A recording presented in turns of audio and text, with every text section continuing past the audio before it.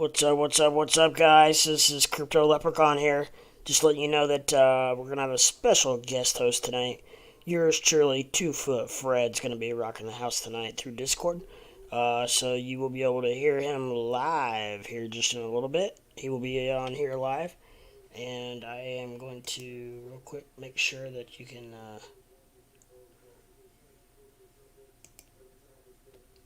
you can see everything that you need to be able to see, which you cannot currently. So I will adjust a few things here just a little bit so you can get a better view of what's going on.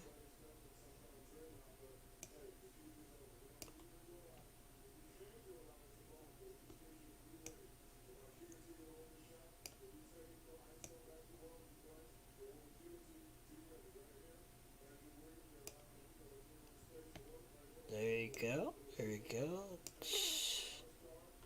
We're currently just going to leave the chart on Terra, Luna Terra, whatever you want to call it. What's up, Famous Cube? Doge1, what's up? What's going on? First like, have a great night. Hey, thank you guys. Yeah, I got my son under unfortunate circumstances. His little brother's in the hospital, so his mother is up in the... They had to take him to Indianapolis, actually, so... Not real sure what's going on there with that, so I unexpectedly have my boy, so... Fred is gonna take over hosting here in a few minutes, through Discord. So he should be up and running in any time now. I need to make sure he knows that I'm live. But just making sure everything's good and set up before I head yonder. But nice to see you guys. Doge, one, man. It's been a while. I was starting to wonder about you. I was actually just thinking about you this afternoon. Your ears must have been burning. Yeah, thank you. He's it's not my son, but it's my son's half brother. So still have a little bond there, you know what I mean? But because we're all on good terms. So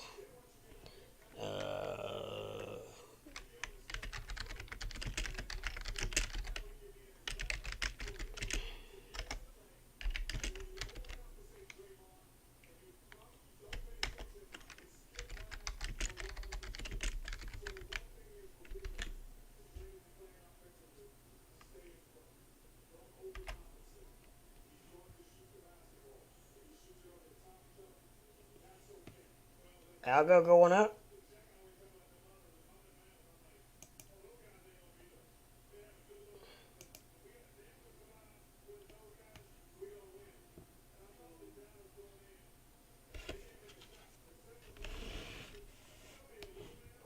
I hope so. That would be kill.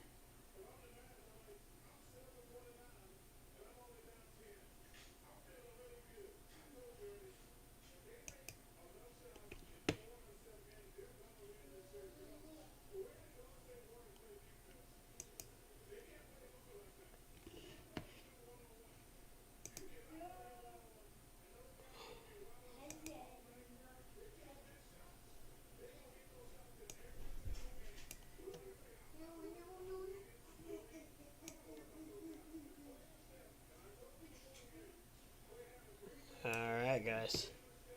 I think I got her. I think I got it set up. I will be on, as I was today. I was on most of the day today. I will be on most of the day tomorrow, probably. 5.75% for stake on Coinbase. They raised it back up. That's good to know. I got out of it when they dropped, or no, they never dropped it. I'm sorry, I was thinking it's Voyager dropping another coin. Um, yeah, no, that's right. They just changed it from paying daily to quarterly, I think. What's up, Sleeper? I unexpectedly had my son tonight, so I'm not gonna be able to stream. I was on all afternoon, but through unfortunate circumstances. But Fred offered to head up, and if you're welcome to help as well as if you want Discord. It should be up, I think, now. So, but if you guys have any problems, just let me know. I'll be around, just occupied, so to speak. So, my boys have brothers in the hospital, so I'm taking over daddy daycare duties. But yeah, Discord should be up and running now. I'll have to. I don't think he knows I'm live yet, so I'll message him in a second. I don't have my phone. I just realized I don't have my phone with me, so I'll go in the other room and I will. I'll message him and let him know that I'm live, and I should be live on Discord. So, but I'll be around in and out. I'll probably, you know me, I'll probably be popping in and out of chat and stuff. So, um, yeah, but yeah, I think he'll be fine. He's been on quite a bit lately, anyways. A lot of people are starting to get to know him, so you might have to help him out with the charting a little bit. I don't know if he knows what all the lines mean. Green does not mean go. Green is a resistance line. It does not mean. You kind of would think it would be opposite, but it's not. Okay. Anyways, I'll catch you guys later. I might, for some reason, if Junior goes to bed early, I'll come back on. But I just don't want to guarantee that, and then not. But I'll be on probably all day tomorrow because I gotta take him to school early in the morning. So I'll be up and moving. But you guys take care. I'll talk to you soon. Doge M, come back and hit us up, man. I'd love to talk to you some more. It's been a while. Miss talking to you. So Tesla is removed from Spy. Okay, I'm gonna. I'll be. I'll be watching chat. Trust me. Talk to you guys soon. Peace. Much love.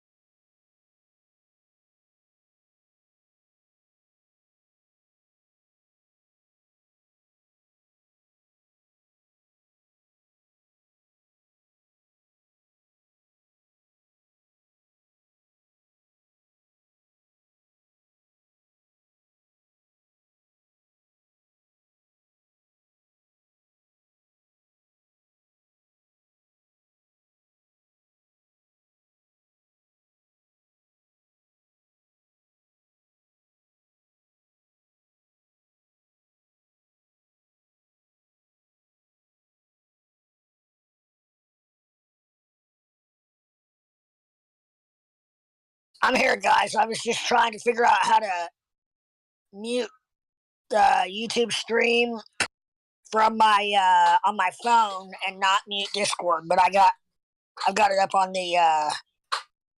my TV here, so I should be able to keep up with chat that way. Hey everybody, it's Crypto Leprechaun Show, and your guest host tonight is 2 Foot Fred. That'd be me. I am Crypto Leprechaun's brother. I keep wanting to say his real name, but I know better than to do that. And I know to call him Crypto Leprechaun anyhow. I am guest hosting. He has his little boy tonight, and it's been a couple of days, so I thought maybe it'd be cool if I got on here and talk to everybody. So, what's going on, YouTube? The Y to the T.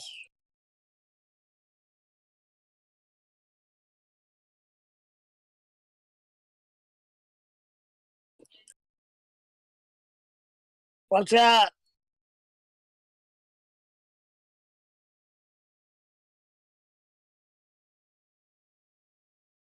I'm finishing my baked potato, so if anybody, no, yeah, well, yeah.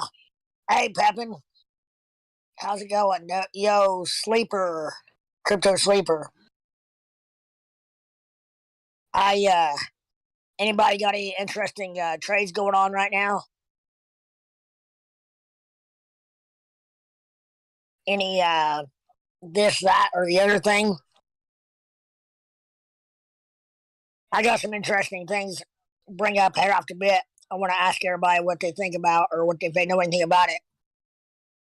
A coin that I didn't know existed, which I'll bring it. Like I said, I'm wolfing down this baked potato, and then I'll be a little more conducive to chit chatting with y'all. Anybody wants to come on Discord, um, you can do that. Crypto Leprechaun.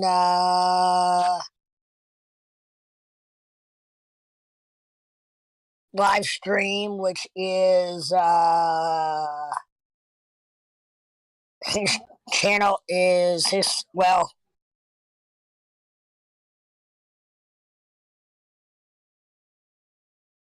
let's see, I'm gonna figure out mm, how to post that in chat. Um,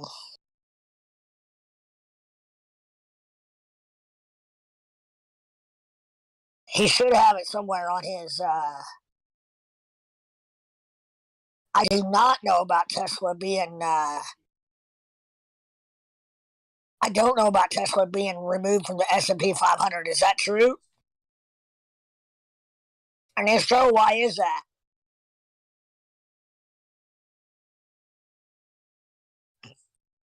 I know the stock market took a fucking dive today, as well as the Nasdaq was down 500 points.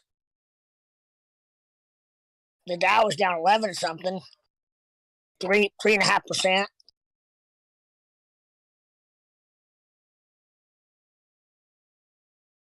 Yeah, Crypto Leprechaun Discord link is in his description. If anybody wants to chit chat.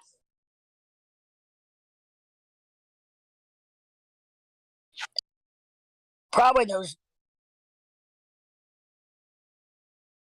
lefties that are pissed because Elon's leaving, not going to vote for him anymore, which rightfully so. From his point of view, they won't give him the time of day, and he's got what 40 or 45%. What square square foot? New phone. Who's this? What are you asking, square foot? But anyway, Tesla or Elon's got. Well, Tesla has 40 some odd percent of the electric vehicle market. Washington D.C. won't give him hardly the damn time of day, which is a bunch of bullshit.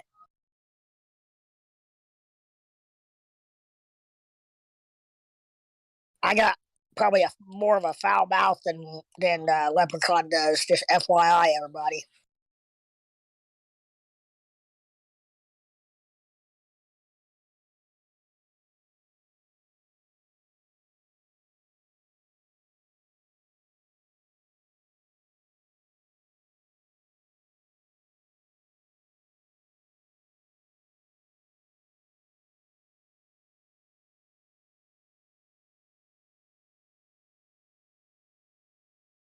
Tesla was removed from the S&P 500 index, citing issues related to claims of racial discrimination and crashes of Tesla's autopilot vehicles. The decision prompted a harsh response from Tesla CEO Elon Musk. I would say so.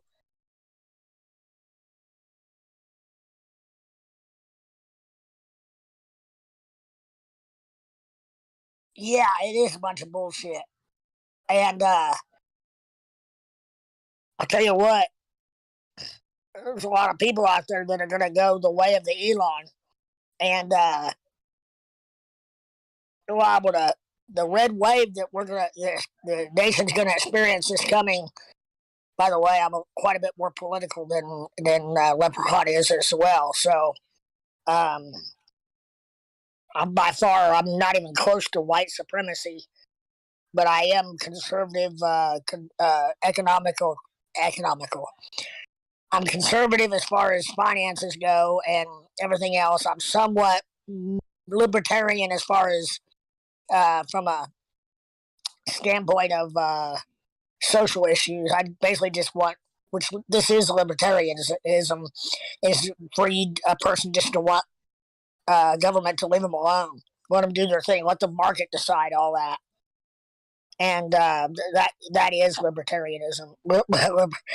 I can't freaking talk. Libertarian, being a libertarian. How about that? But Elon tweeted today, I think it was today, that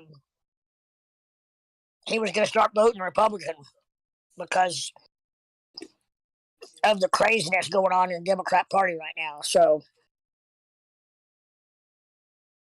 as my dad always said, and I've come to say it, they get in that, what used to be a voting booth, they get in that voting booth and what used to be little tabs you turn down. I'm showing my age. Actual voting machine where you pull down the tabs for the person you want to vote for. When they get in there and do that, or now in the booth with the touch screen, you have no idea who they vote for at all. But I would say that Elon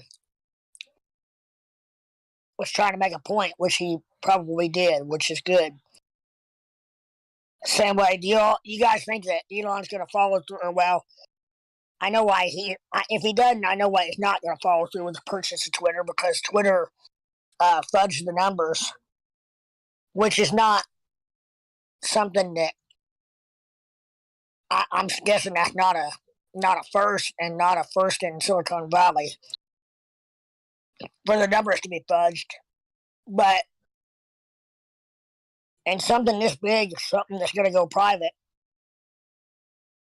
Elon had every right to dig into the protocols and the algorithms, the beautiful algorithms, and all that. He needed to see what was under the hood before he put gas in it. And I don't think that he said, I saw where he said last night, as much as half of Twitter's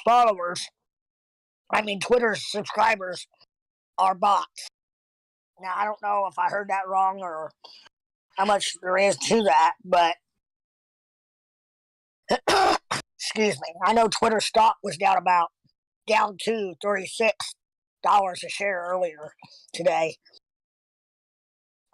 which means if you own the stock and Elon does follow through with it, either one, he's going to have to renegotiate the which he can do with the false SEC filings. Because of the false SEC filings, he can renegotiate the price. So if you're holding Twitter stock, I would say that I doubt you're either not going to get anything at all from there's not going to be a sale, therefore you'll just have to sell it on the open market, or if you want to sell, or Elon is going to pay you less for it. Either way, it's going to be a few months before anything really shakes out as far as if he follows through with it.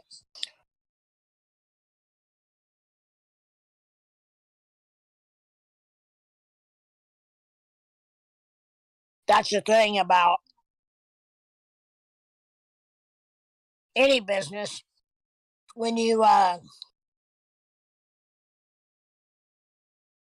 thanks for talking about 2-Foot Fred. About me, or thank you to me for talking? Or Twitter, gotcha. Thanks for talking about Twitter, Fred. Are you being sarcastic, Sleeper, or, okay, yeah. I'll tell you what. Any business that cooks the books, they do it for one of a couple reasons. They do it to not pay taxes, and therefore they're cooking them. They're making it look like they're not making money when they are, or not much. Which, when they go to sell the business, that's going to hurt them, because they try to say that they've got 2 sets of books, and oh no, look at my internal books, is what a local business, small business will say. Well, let me see your tax returns, because that's what counts. And they've got to understand that if they cook the books to the downside, they're not going to get as much for the business. They cook the books to the upside, and it creates all kinds of problems going the other direction. So I think that if nothing else, Elon's bid for Twitter has opened a lot of eyes in a country that hadn't already been open to the fact that kind of the scheming left-wing cuckoo people in San Francisco / Silicon Valley are running Twitter, as well as maybe behind the curtain, as far as the numbers not being as robust as they have led Wall Street to believe. Therefore, the SEC ought to be going after, looking at them and going after them, instead of worrying about XRP or Ripple being a security or not. They need to be looking at Twitter, whether they are valued correctly or not, based on the number of subscription. I'm sure there's a number that the venture capitalists put on subscription-based networks that are free, or platforms. There's got to be still a valuation on that per subscription, and Twitter's is going to be sky high based on its bots, as far as it's overinflated based on its bots, is what I mean, because those are not real people. Then they turn around and get on the average Joe for certain platforms do for having more than one account. What's up, Fred? Hey, man. I'm just I'm just jawing. Finishing my baked potato, and told Leprechaun that I'd come in here and host for a little while. Nice. What are you up to? Oh, none. Do you agree with my assessment on Twitter? Oh, I missed the end of it. I was just saying that there's got to be a valuation out there that venture capitalists use when they fund subscription-based platforms that are free. Pepin agrees so far, I guess. And there's got to be a valuation, a number on that, for like multiples of a certain number based on number of subscriptions. And Twitter apparently has inflated theirs quite a bit with bots. I heard as much as Elon said it could be as much as half. In other words, half the subscriptions on Twitter might be bots. I'm willing to bet that 75% of that half of subscriptions is from India. Yeah, you're probably right. India, yeah, I was gonna say India, Pakistan, but no, you're probably right, India. It's mainly just India. Yeah. They have such a big like that's where a lot of the fraud scam calls come from, like the Amazon calls and stuff like that. Absolutely. Like the ones that call you and say that they want to call you about your refund, Yep. or you get that text message saying that a brand new iPhone's just been purchased through your Amazon account. Yeah, or back in the day, we get an email saying Pepper says Nigeria is worse. Yeah, Nigeria's on that list. You inherited. You had a long lost cousin that was a Nigerian prince, and he died unexpectedly. And if you send them $100, they'll send you $1 billion or something like that.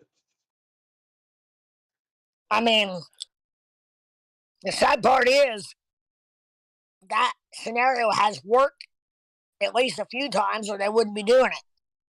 Yeah, it works all the time, man. They really target people in their like mid-60s and higher. Yeah. Like retired, because they have all that information, Absolutely. You get that through a lot of your emails, because then people like Twitter and Facebook and stuff like that sell your email address to other people for, revenue. People have no idea what that's ad revenue is not shit to them compared to what the information they're selling. Yeah. And I would think that the market cap or the company evaluation would have a lot to do with how much they're paying out to their top followed Twitterers or whatever you want to say. Or like, you know what I mean? Like YouTube's like Mr. Beast, you know what I mean? Right. Or like people like him or Logan Paul, like they're one of the highest paid people in YouTube, you know what I mean? Yeah. So I would probably have to evaluate it off of how much they're getting paid and how much the company's making off of them, Like their top like 500,000 subscribers and higher, what are they benefiting, and how much is the company benefiting from them? Because it's really all up to them, You talk about Twitter? Yeah, Twitter too, because Twitter has a lot to do with a lot of big YouTubers, you know what I mean? Yeah. Like, because people want to see them on their Twitter. It makes them feel closer. Right. Yeah. Yeah, no, you got it. And whether they answer back or not, the ability to tweet like it at Elon or whoever it may be. They may or may, they're shot in the dark. They'll ever see it, but you never know. Yeah. Because they're definitely looking at it, or they wouldn't respond to some of these tweets with their mentioning them. But valuation wise, Twitter, I'm thinking, because the monetization part of Twitter is not nearly as robust as like YouTube or YouTube or even, I don't know, I guess Facebook is more multidimensional, I would think. But Twitter, like the baseline valuation, I would think would be off a number of subscribers, and then there are other ways of monetizing from there would be a multiple of that revenue source or revenue generated. Yeah. And at one time I knew, but I don't know what venture capitalists are paying, if they're paying 10 or 15 times or 20 times revenue or not, but probably way more than 10 times, but I'd say 20 or 30 times maybe. If you remember, I'm not sure how old you are, but 33. Okay, I'm about 15 years older than you are. I remember a time when the .coms, when all the Facebooks and Twitters and MySpaces and all those were coming out, and they were going public, and not one of them were making any money yet, or even had a much of a monetization plan intact.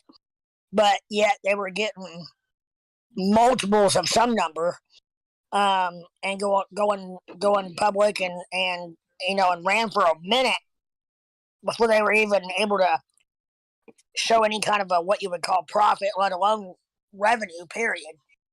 Um, and then I think we went through a little bit of a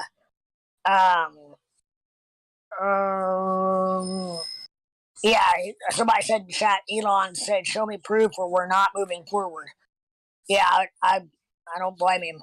But and then the technology companies like that, rather than going public, or I guess right after they went public, they were just getting gobbled up by the Googles and the Facebooks and people that had big time money. I mean, that's what Elon's company was, a variation of PayPal that he and his brother sold to PayPal, and then I guess stayed with that company for a little while. They got like 165 million or something like that from PayPal, when they sold their company. Yeah, they made bank off that. He had several different companies. Like Elon's thing was finding other people's innovations and profiting off of them. Sure.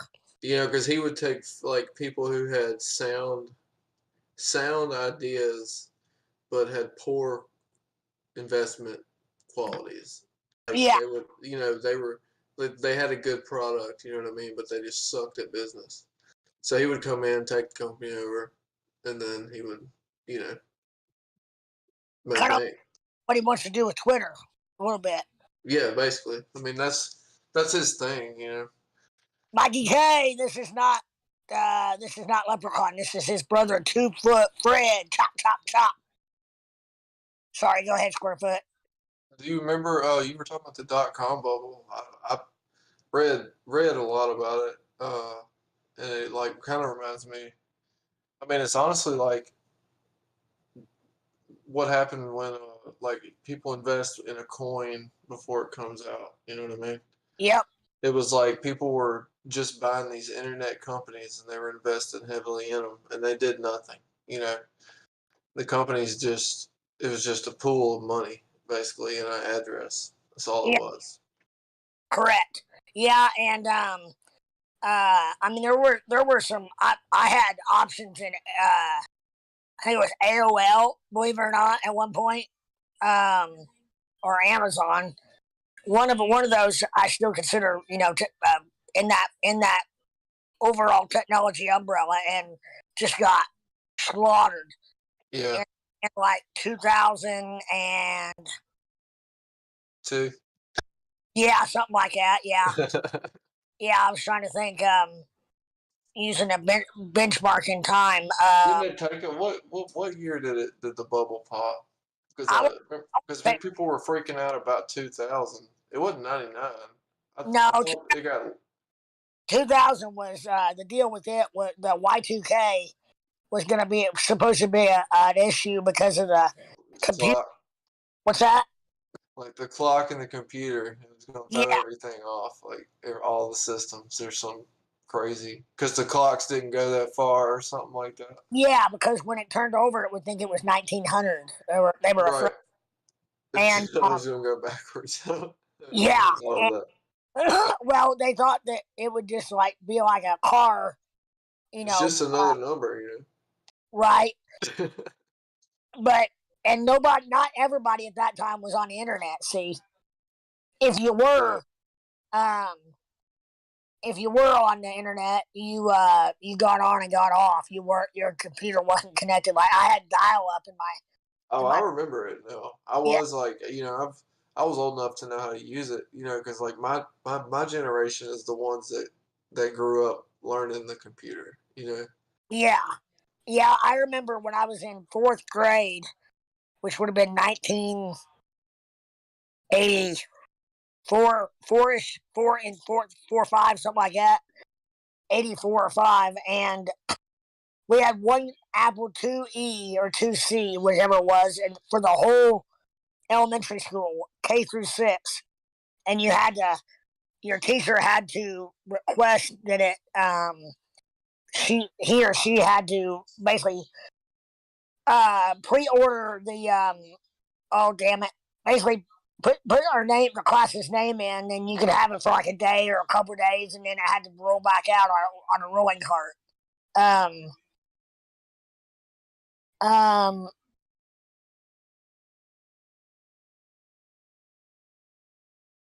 was just reading You had to roll the thing in. What's that? You had to roll the computer.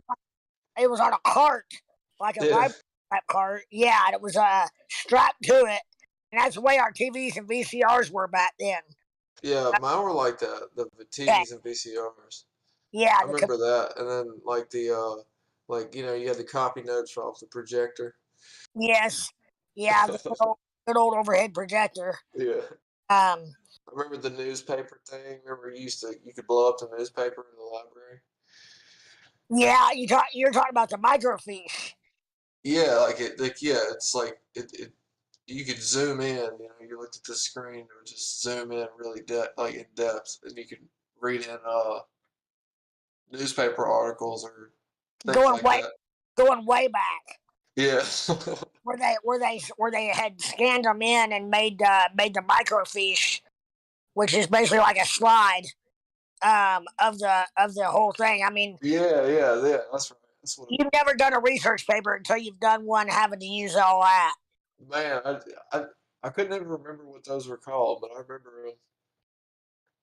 Yeah, they're microfiche, and they had this great big card catalog type. Yeah, that's what it was. Cabinets, and you had a certain number, and I guess that was one thing about it was you were really hurting if you didn't. You eventually had to learn how to go back and look those things up as far as when you run it, or when you came across. There was I can't remember what we used to search, to how we even knew what magazine or publication to look in, but it would have the catalog number, and then the page number, or book number, and all that. And yeah, it was. I wrote a 26-page research paper when I was in college on the door.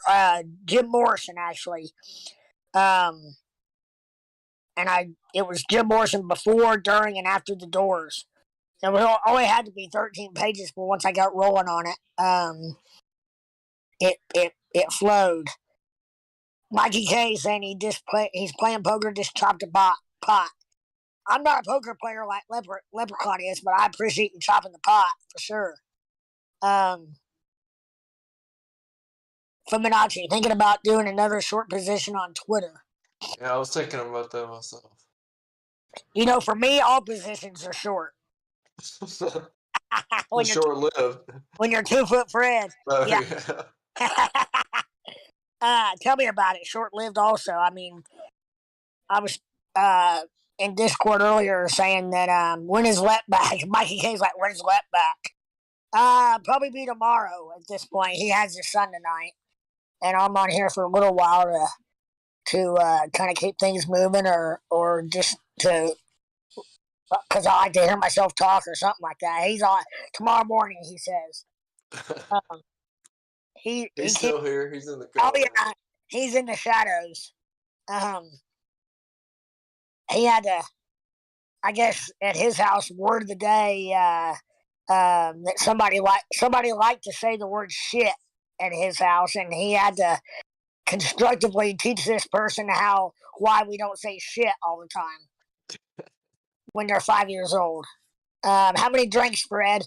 I don't know. I'm about 3 or 4 Cokes in for the day, Coca-Colas. But I've been sober now for 1 of 1. So what? Going on my 12th year of being completely dry of alcohol. I heard that, man. I'm on my well, I'm not completely dry. I drink like maybe 3 times a year, but I'm like, 5 year. I mean, I never had a problem with it. Yeah, I did. More so that I basically I quit before it became a real problem. I basically Good for you. yeah, I tried to dial it back. Um, let's see. Yeah, I agree with Fibonacci. Talk about The Elon. alcohol gets some folks. What's that? I said alcohol will get you if you're not too Well, careful. in the music business, it was when I lived in Nashville. I That's was what it was. around all the time. Yeah, every Yeah. party you do, every even the so-called business down there is there's alcohol involved, and I was getting so it wasn't what I was doing when I was at these parties or whatever. I'd get drunk there, and then I would either go out afterwards, like to strip bars, and that's where the economics came in bad for me because I would have free alcohol at the party, and then go out afterwards and spend way too much money on strippers and Yeah. at that time Craigslist hookers and all that garbage. Yeah, and more times than not, I had women that would cash and dash me, where I'd pay them and then because I thought they were going to stay all night, I'd pay them and they'd go out to the car and I'd be laying there naked in bed going, "Hello, hello? Are you out in the front room?" And they'd be gone, cash and dashers. But Love it. yeah, and my bank account didn't like it though, and but finally I had a buddy down there that was sober and um he but he was not judgmental and we talked about maybe me dialing it back some because he's the one that would tell me what I did the next day if I did something stupid and didn't remember it. And but yeah, I was becoming that guy, and so anyhow, I found out real quick that I can't dial. I'm not a person who can dial it back, and I'm all or nothing, and so I had to go nothing. Dude, I'm all or nothing to anything I do, man. Yeah, yeah, and it's not necessarily a bad thing, but in this case with alcohol, I mean, I Yeah, was yeah. driving what I should have been driving, drunk. Were you Uh, still able to party without the alcohol? yeah, I mean, That's the problem I had once I stopped because I grew up in Memphis and so being at bars and doing my thing, having fun, and then like when I moved into the middle of Mississippi, like in the country, I just right? didn't go out, so I didn't have any point. Like drinking, I was like, I'm not out, so I quit drinking. Well, yeah, So, and I think for me, um, being at music business parties, I'm not gonna lie, it was a little bit. I'm sure it's hard because, dude, I mean, even now that, because there's a lot of people that drink. I mean, everybody drinks. You know what Yeah, I mean? Everybody fucking drinks. So it's like, they're like, come on, no, have a drink. I'm like, oh, I'm good, man. yeah, I just don't like, it's not my thing now. Like, I don't even like, I do every now and then, and I'm always like, God, I hate alcohol. yeah. I probably would be such a lightweight. I mean, I went from drinking on the road. It was nothing for me to put back. You take a 12-ounce red Solo cup or whatever they were, 14 ounces, and you fill it about put ice in it, and then you put about 3/4 of the cup Crown Royal, plain regular old Crown Royal, and splash it with Sprite or 7 Up, and I could do about fuck in a heyday when I in my middle 30s or early 30s, I should say. I was drinking. I weigh 85 pounds, 90 pounds, soaking wet, and I was drinking somewhere between 8 and 12 and 14 of those a night. Fuck. Yeah, and but again, there was no economic on the road, especially there was no economic downside for me because you're on a tour bus, you can't go anywhere. Your bed is going with you. I mean, in other words, you lay down and you're gonna end up wherever you end up safely for the most part. And all you got to do is keep it between the lines as far as not puking, that kind of stuff. And I mean, there were times when I remember going to bed, or don't remember going to bed in my bunk, and waking up the next morning, and you're on a moving tour bus. It's like, what the hell hit me last night? You get the young chicks flowing Yeah. on the road. As far as like when I say young, I mean 21, 22, 23, and to me that's young now, I guess.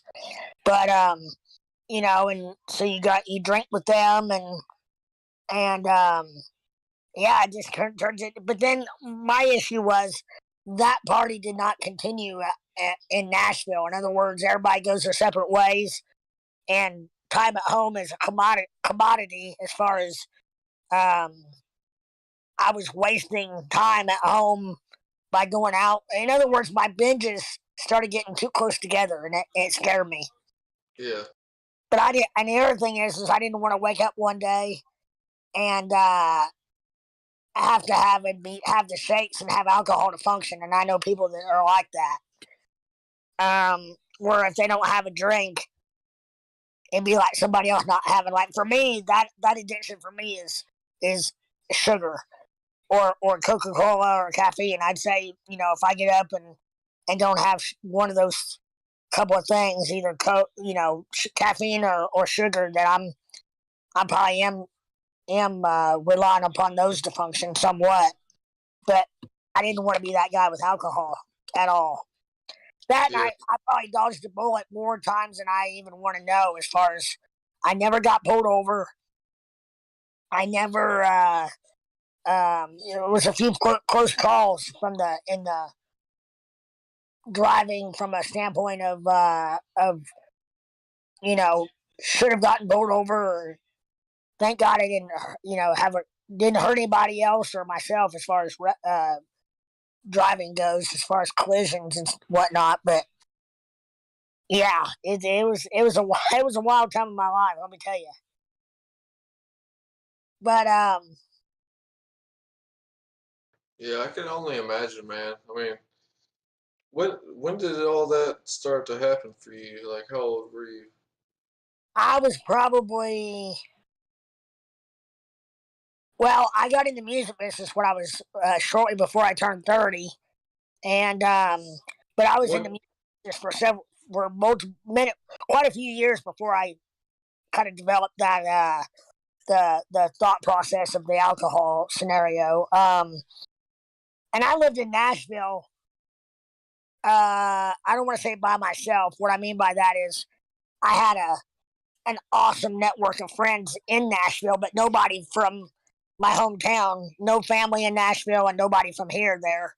So the people that I partied with down there didn't know me any other way from that standpoint, as far as being a serious businessman that probably took life way too seriously at one point or another. But when I was in college, I was more like the prude guy.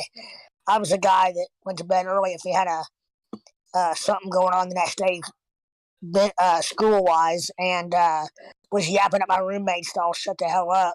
So yeah, I was that guy, but I took it real seriously. But and then after that, Leprechaun and I don't know how much he's talked about it on here, but we owned a bar in our hometown, restaurant first, and then got out of that, and then shortly after doing some time in the real estate business, got back into that building with a bar, a flat out bar. Where the first round was like a steakhouse. Anyway, so that's not really conducive to owning a bar. It's not conducive to not partying. So we would both be down there quite a bit at the bar, and then I got the music business, and then on and on from there. But so I probably, to answer your question, I probably early. I want to say early 30s, but like 33, 34, 35. Let's see, if I quit, I'll be 48 in July. So 12 years ish would be I was roughly 36 when I quit drinking. One one one one. So I was born in '74. So I would have been 35 in that range, 35, 36. Not a bad time to stop. No, and see, you're not even there yet. Yeah, but I stopped when I was like, shit, probably 29. Yeah, but you may have gotten an earlier start than I Well, did. to be honest with you, I've never really been a drinker. Period. Right. Like I smoke. I've always just smoked. Yeah, And yeah, I'm not. and that's it. I have no problem with smoke whatsoever, other than the fact that when I do it, it puts me like either out from a perspective, from a just makes me want to sweat, like taking an Ambien almost. It's not for a lot of people, and a lot of people don't So it's the same way. Like you get around a bunch of people smoking, like, come on, man, hit it. It's like, dude, some people don't drink, some people don't smoke. Right. It's not. There's everybody has their thing. Yeah, and when I did drink, I would be around, somebody passing joint on the tour, on tour or whatever, out on the road or wherever it may have been, and I'd hit it, and it would just, really waylay me, the alcohol and the pot. But I like to say that when somebody asks me if I smoke pot, and I usually say, let's see, I don't, but I have, and I probably will again. Yeah. Pevin wants to know if I got any kids or a wife. No wife and no kids that I know of, Pevin. I figured You made it through all that touring without popping a kid out. Yeah, I sure did. I get a lot of blowjobs. Let's put it that way. Hey man, that's the only way to go anyway. You don't have to worry about anything with that at all. Whether it's the kid thing or the it's a no brainer, Pevin wants to know if I'm taller.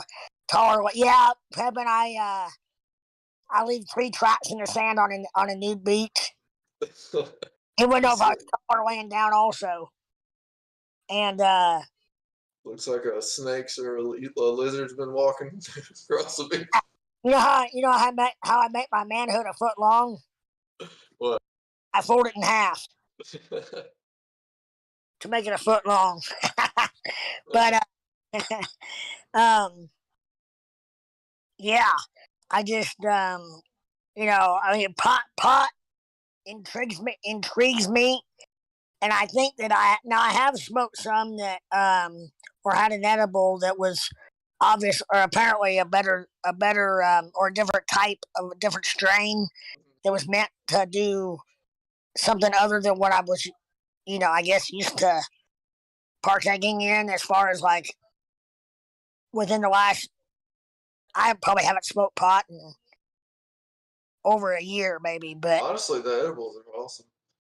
Yeah, I was out in California one time and in LA, and a friend of mine, this been 15 years ago probably, but she had a card.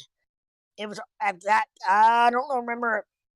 Maybe it was, I don't know if it's medicinal. Anyway, out there, they weren't too concerned about pot or marijuana in general. And she got me some edibles.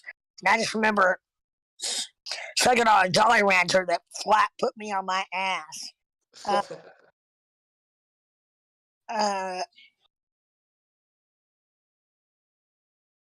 Oh, yeah, Pebin,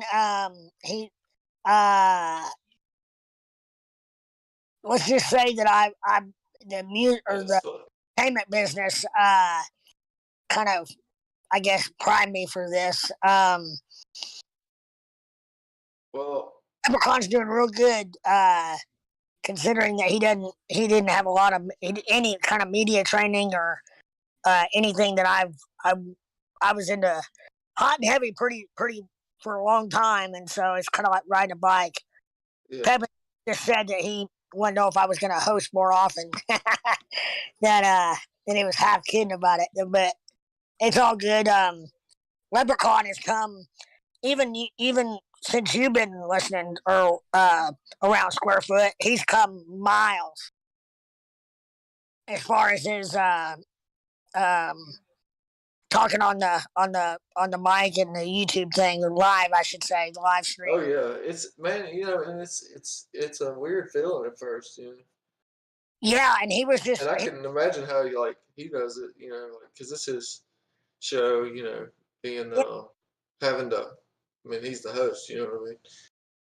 Yeah, absolutely. And I mean, in the beginning, it was just him. He was just talking to, the to nothing basically. I mean, there was a once in a while a viewer or somebody in chat, and then it just you guys got on there, and it just little by little kind of went up from there, and then when one of you guys introduced him to Tame, helped a ton, and as well as just some of the other introduction slash referrals and networking and all that.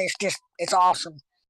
Yeah, I remember getting on here with him, and he didn't have Discord, and I would talk to him in the chat, and I'm like, man, you got to get Discord. And I got him to get Discord, and then I got him, working on his mic, and then told him that he needed to get a hold of Tame to figure out how to use the Discord, because it was so funny, man. But I stayed on here. Heck, I don't know, man. It was just I turned it on, and I was like, man, this is the one person I had never seen on here streaming about crypto. Yeah. Yeah. It was cool though. I remember when you were helping him, walking him through some of that stuff. Yeah. Yeah, the Discord makes a difference, man. Because it's hard to, talk in the chat. I mean, not a lot of people want to get on anything live, no matter what it is, and talk, because it's kind of intimidating when you first do it, Yeah, no, absolutely, and something you guys, everybody listening or watching doesn't know about Leprechaun is, growing up, he was extremely shy, like to the point, like painfully shy. For him to do something like this is pretty awesome. Break out the box, That's right. See, I grew up like the complete opposite of shy. You know what I mean? Yeah. And then now I'm like a homebody. Do what?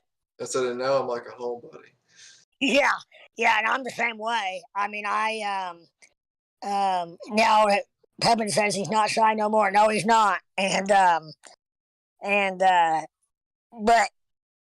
I guess I was always the showboat, if you will. I mean, and then even before I was in the entertainment business, I was making people laugh. It's fun, man. People what? Making people laugh, like being entertaining. That was my thing. So you were like class clown. Oh yeah, absolutely. I always if it was boring, I made it interesting. Yeah. If I could help it. You can read the crowd, and you can tell people are, it's just funny how stuff works. I like entertaining people, or at least used to. Yeah, no, I'm with you 100%. I became that way. In other words, I was probably not the one to out of nowhere, I became the person out of nowhere that would just kind of blurt something out to make everybody laugh or whatever it may be. But early on, like when I say early on, young adolescence, I'd say, I wasn't afraid to speak up. But then as time went on, and as I don't know what, basically matured within the circle that I was in, if you will. In other words, you know how you kind of socially move up the ladder as you get older, or as you have accomplishments in your social circle. Man, I'm getting way too fucking deep right now. But you move up. You guys like that, Yeah, so you just kind of you learn you become kind of the king of the castle, if you will, of your Yeah, own little bubble, and then you yeah, move on to the next bubble and you kind of start over again. yeah, exactly. And Yeah. so that bubble could be school, or it could be just a social environment. It could be a club. It could be anything. Hmm. It could be a work, like a regular, like a I say regular, like an actual like 9 to 5 job or whatever it may be. Yeah, man, and that's how like, and that goes back to me saying I'm all or nothing. Like if I do I something like that, I'm just I'm all in. Yeah, and Like in time wise, I'm like this is what I want to do, and I go for it. yeah, what's the matter? What'd you say, Pepin? There's something wrong with I didn't see the first part of what he said, but I said, Claude says hit that like, subscribe, and ring that bell. Um, how's he say it? Ring a ding ding ding that bell or something ring a like. ding. Yeah, hit that like button, and subscribe, and yeah, I forgot. I need to keep it. I need to mention that more often, I guess. Um, I've already hit it as far as me hitting the like button. I've been subscribed for months, and the bell is rung for me on the Leprechaun. So I gotta figure out what I need to talk to him and see if so it's a Crypto Leprechaun show on Crypto Leprechaun's channel. Um,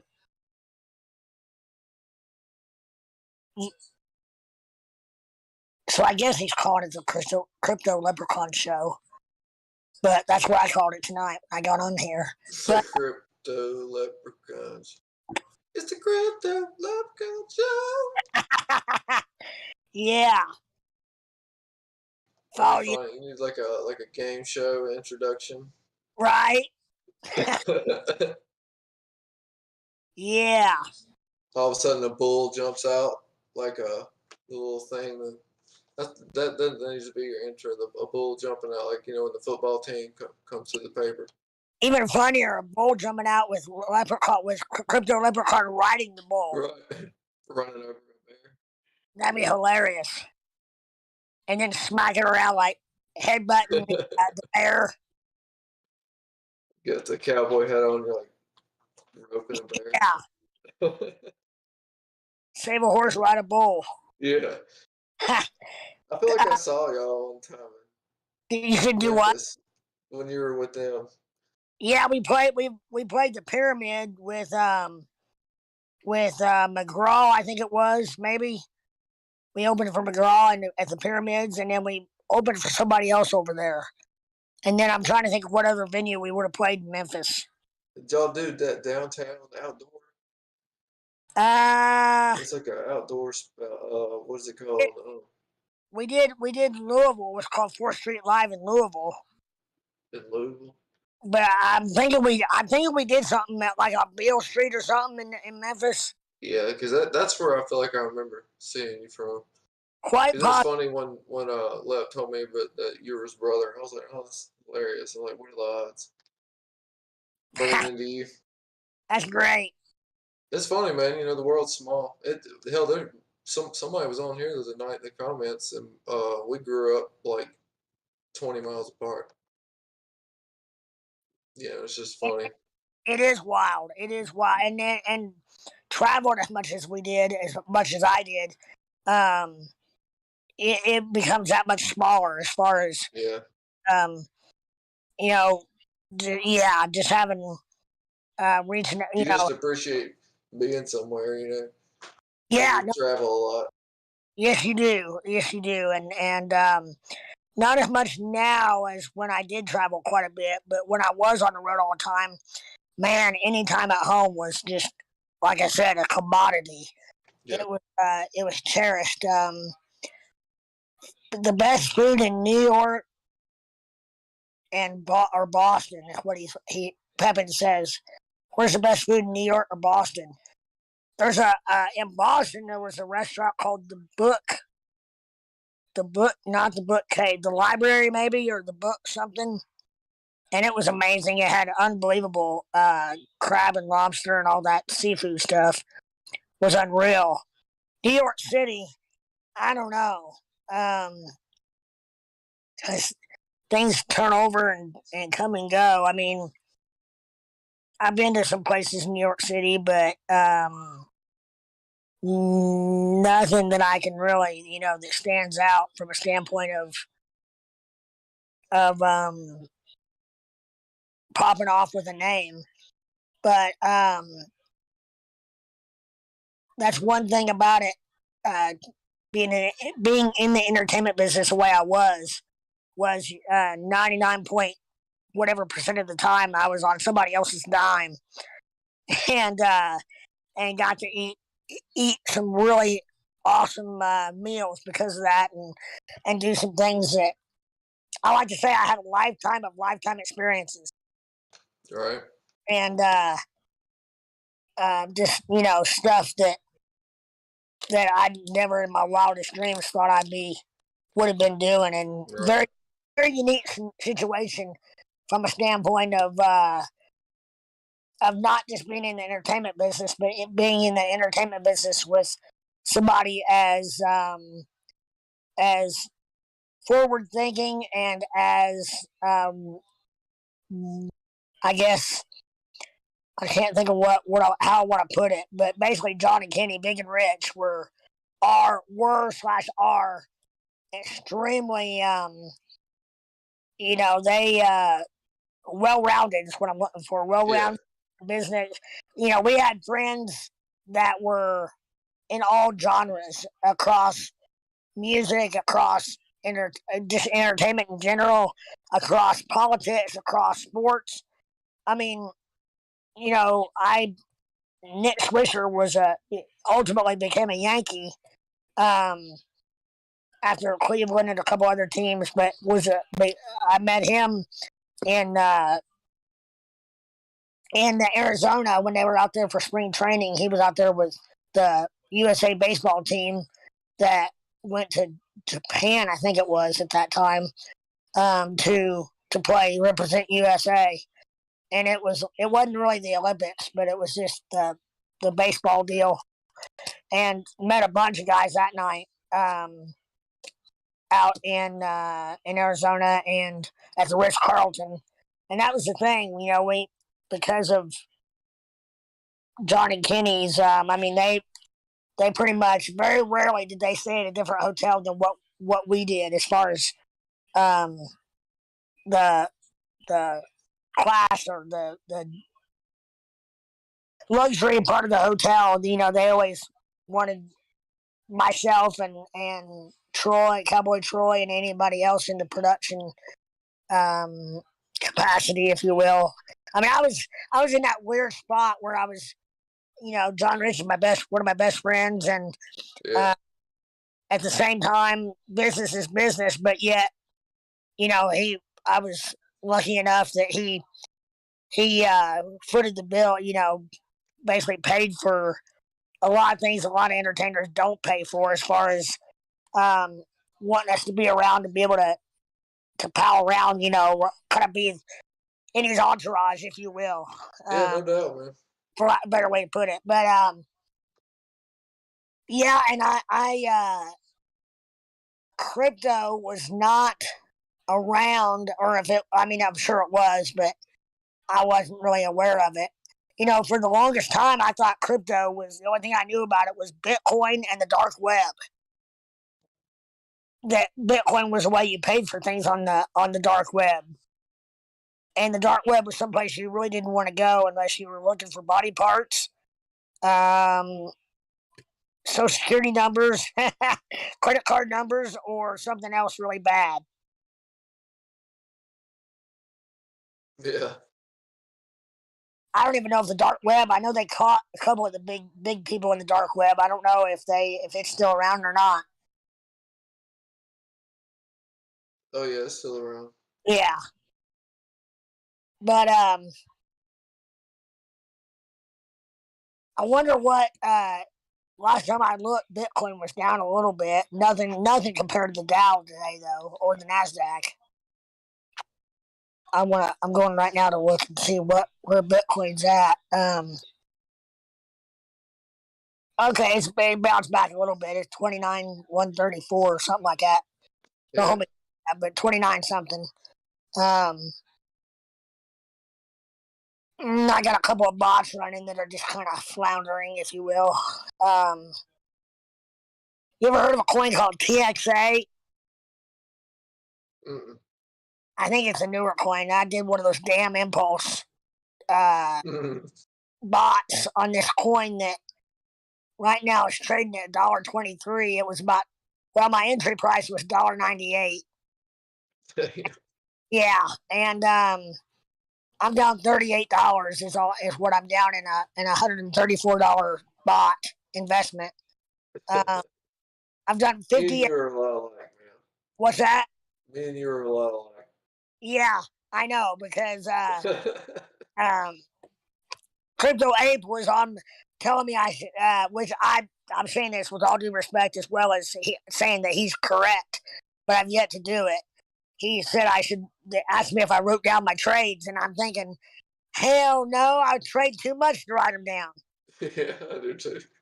As far as I'd have spreadsheet upon spreadsheet if I tried to put down all my ins and outs on futures and even spot trading, but yeah, I just that discipline, man. And I mean, like, you know, I know I need it, and I know how to do it. I just haven't. And I haven't.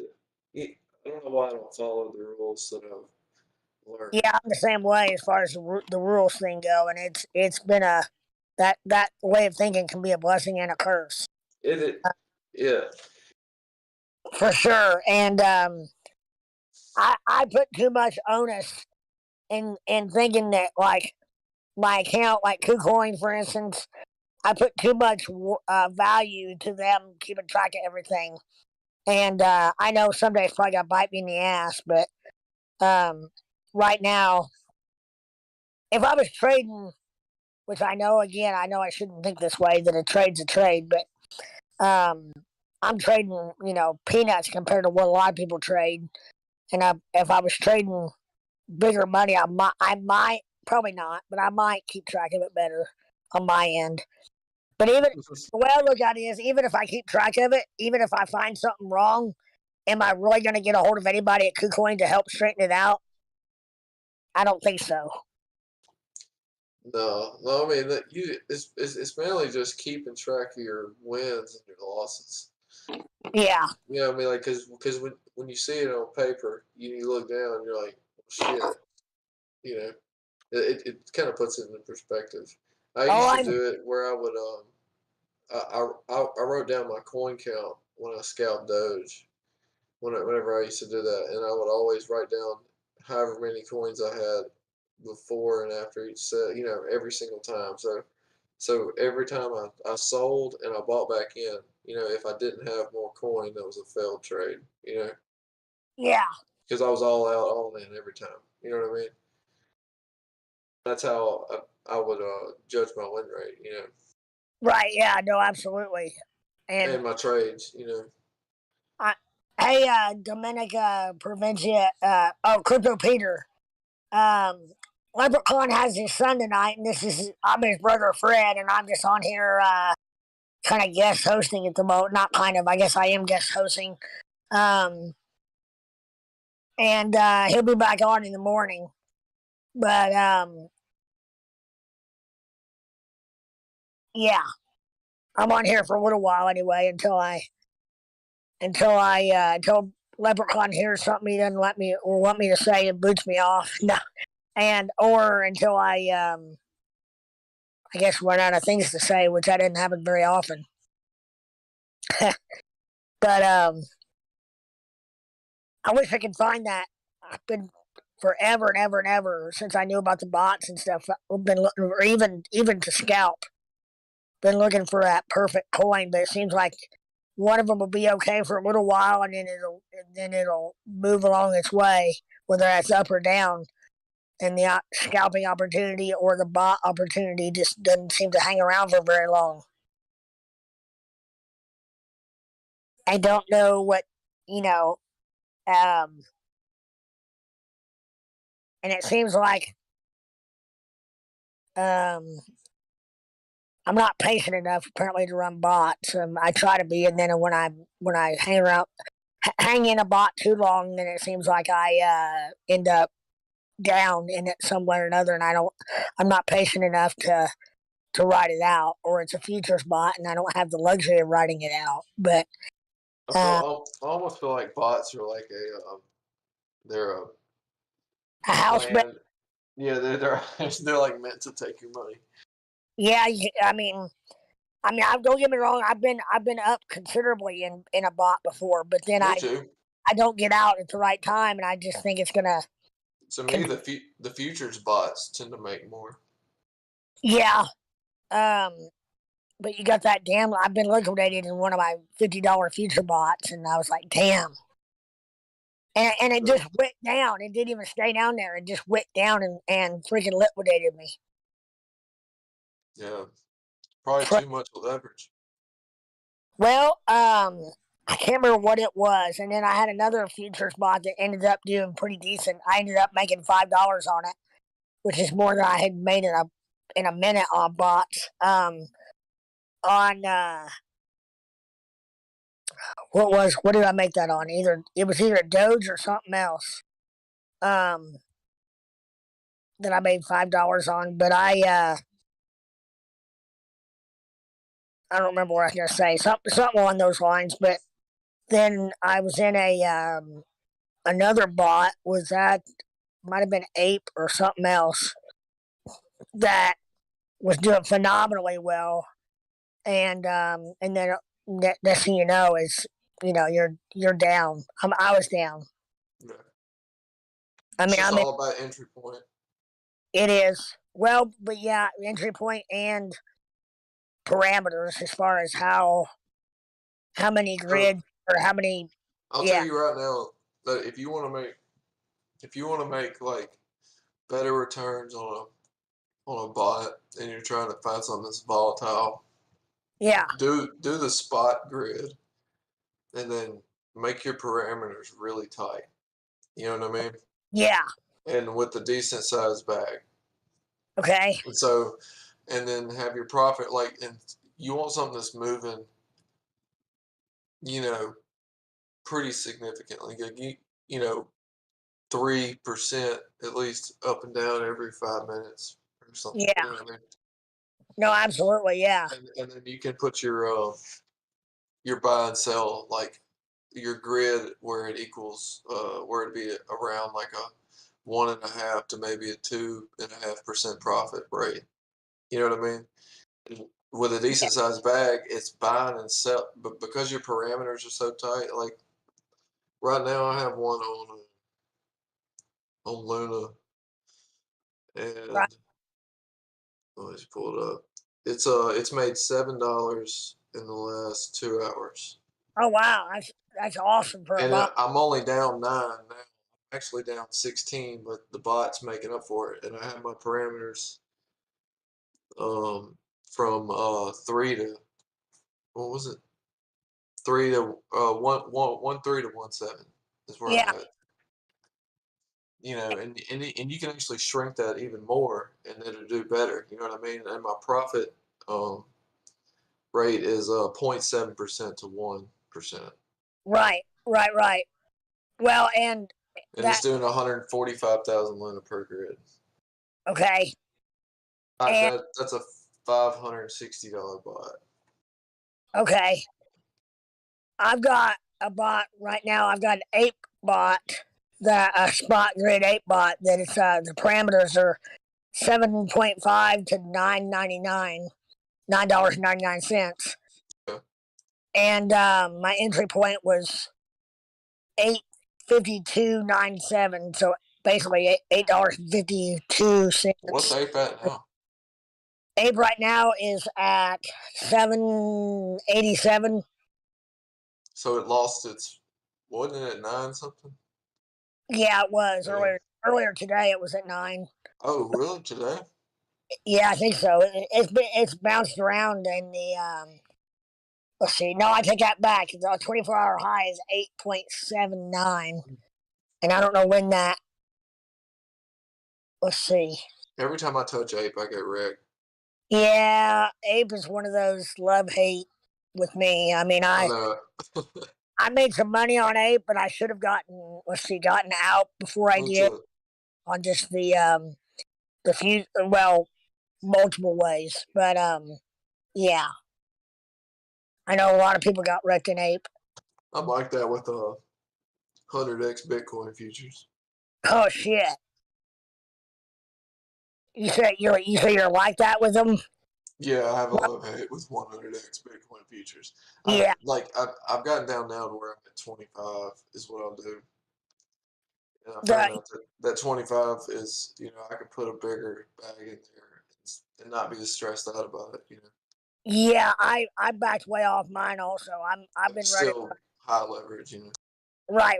I've been running about 50 times as far as not necessarily on Bitcoin, but the ones that'll let me. And then and then other coins that won't go up that high, then I usually go about half of whatever the max is on a coin. Good. And I've even backed down on some of them further than that because I quickly realized because I always went all in as far as 100 times. I didn't understand. I guess well, I did. I knew, but I just didn't pay attention to the fact that your liquidation price, you have a lot more cushion at lower leverage. Oh, yeah. A lot more cushion. Like A the lot difference more. between between sweating and letting it ride for a minute, and it's a whole different scenario when you're able to let it ride. But your multiple or however you want, basically your profit's not as big, but if you can find that sweet spot in there, it's pretty decent.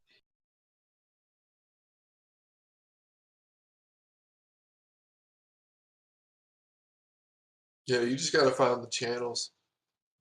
Yeah, It's like if you had a bot running to take profit every like 1.5% on Bitcoin between 27.5 and 31.5, right. the thing just would have just, you know, traded all day, nonstop. Yeah, I was on. What was that first part of that Bitcoin parameter? I couldn't hear. Like 27.5, Yeah, to give yourself enough room. exactly. Yeah, I mean, I was gonna do a Bitcoin bot pretty close to what you just said, 27.5 to 31 or 31.5, and Yeah. but the minimum investment was higher than what I had available.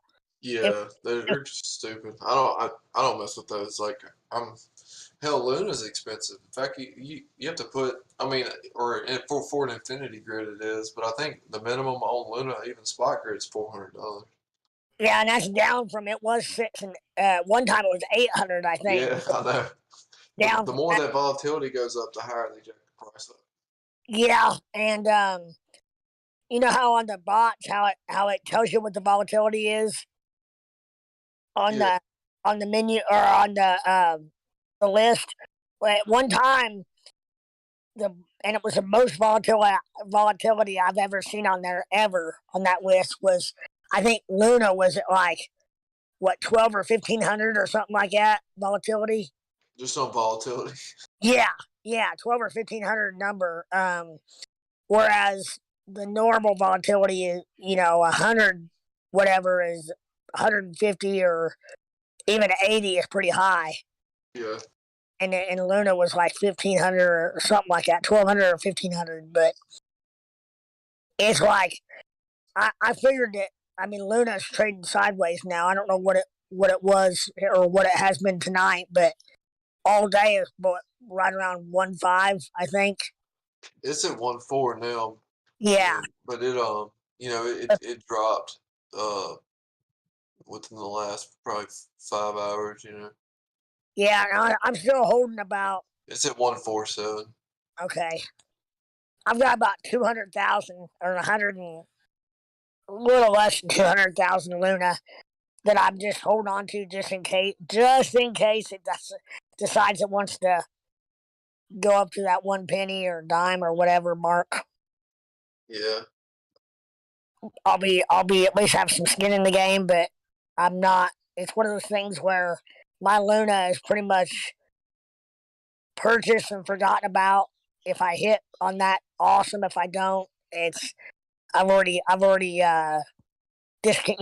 counted it as gone, money spent. I pulled my profit out when I sold. I had a 1,000,039, I think it was at one point, or 35. I sold it way too low anyway, but still, when we lost that zero, it really shot me into the profit on the Luna. Yeah. And if it loses another one, it's really gonna do it. Yeah, Which but I don't know, man. This thing might just be a, you know. I don't think it's going to lose another. You think it might lose another zero? Yeah, I think it could. It just depends, man. They're still putting out stuff about it, you know, and there's still people talking about it. So Yeah, because this is the only thing at the moment that people still think that they can be millionaires on. Like, you know how Doge had their move and Shiba Inu, you know, yeah, like coins like that. Well, Luna unfortunately has turned into one of those, you know. yeah. Yes, it sure has. And So it's gonna play out like that. I feel like. I mean, because I don't know. It's either it's just gonna shit out, but I don't know, man. You know, I hate to say that it won't because it's kind of the obvious, but at the same time, I'm just looking at it with especially like the RSIs and stuff on it, right, how they're still going up. You know, even though the price is going down. yeah. And I felt that way the same way for a minute, and then um, I just felt like it just lost all its steam, if you will. I mean, um, a week ago, I was thinking to the moon as far as the possibility of just that one awesome pump or pumping for a minute, for more than a minute. But Yeah, now it just feels like the volume has settled back down to where it's now third or fourth on KuCoin on the list. You've got Bitcoin and Ethereum in front of it now. Whereas for about 3 or 4 days, Luna was by far number one. Um, Ape, you said okay. Then I'll hang out and chat. Are you not able to get on Discord, Ape? Um, Somebody else just asked a question and I missed it. Okay, you're. Oh, are you just listening, Ape? Um, and, Northern Minnesota. He said, "What's your thoughts on Big Shiba Inu?" oh, that's right. What? I don't know. Is Sheep even moving at all? Let's see. Last time I looked, it was like 1,223 or 122 something, 1,239 or something like that.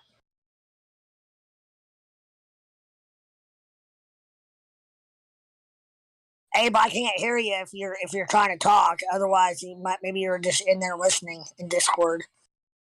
Um, I am 2 foot Fred. I'm Crypto Apes, or I'm not Crypto Ape. I'm Crypto Leprechaun's brother. If everybody out there will hit that like and subscribe and ring a ding ding that bell, that'd be great. Definitely hit the like button, please. I'd appreciate it on his behalf, as well as be up to date on the latest live. How do you put that? Let's see. Be up to date on him on Crypto Leprechaun streaming. Oh, Big Shiba. Sorry, Oh, is that a different coin? that's what he said. Oh, okay. I'm not familiar with Big Shiba Inu. Oh, Big Shib. Big Shib. Big Shibby Shib. Um, I don't know. I don't. Northern Minnesota Sasquatch. I'm not familiar with that at all. I didn't mean anything that I'm not, but yeah, I don't know. But I don't do a whole lot of, not too many more Inu coins no more. were Other you? than Doge and Shiba are the only ones I'll buy, but I don't buy anything with Inu. Yeah, Nothing. I I don't care what it looks like. I just don't. Like so I own I have a 51 trillion Suzuki Inu that really. that got rugged on me, and it's still ticking with like probably like $1,500 in liquidity or something left in it. But if it ever comes, back around, I got a lot. I bought it at the bottom with like $1,000, and I bought like when it was like 99.99% down. Yeah, I don't know what the hell I was doing. But I had been trading the coin for quite some time before that, and I had pulled out because I thought it was high. I was like, all right. And then I just started to see it down like that, and I was like, what the hell's going on? is that the And coin? You have like 0.5% of the entire market cap. yeah, something like that. Yeah, man, oh man. Or I mean the total coins outstanding or something like that. Yeah, but whatever. I mean, if it comes back, it's cool. Yeah, Leprechaun says on chat, what about Terra Classic or something? Oh man, I love it. What's up, Hat Red? What Terra? You love Terra Classic? I just like the name. Oh, right. It's like I traded Ethereum Classic a lot, man. It's funny, like reading the story about it because it was just special with its own thing. Really? But not to this level, of course. Not this Yeah. level.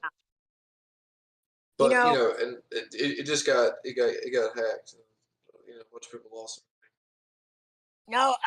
He says it was a joke, but in all seriousness, Leprechaun. In all seriousness, Luna Classic is what they're gonna call the new coin, I think, or something like that.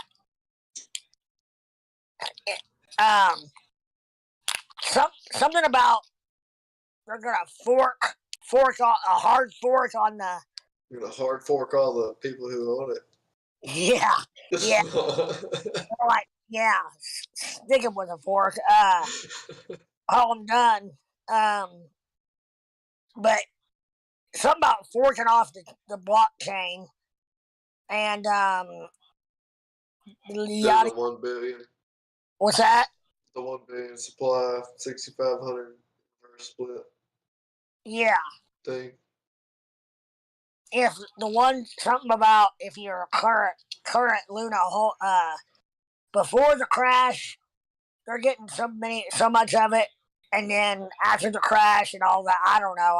I'm really seems like every day that Quan Wando or whatever his name is, Quan Top Quando,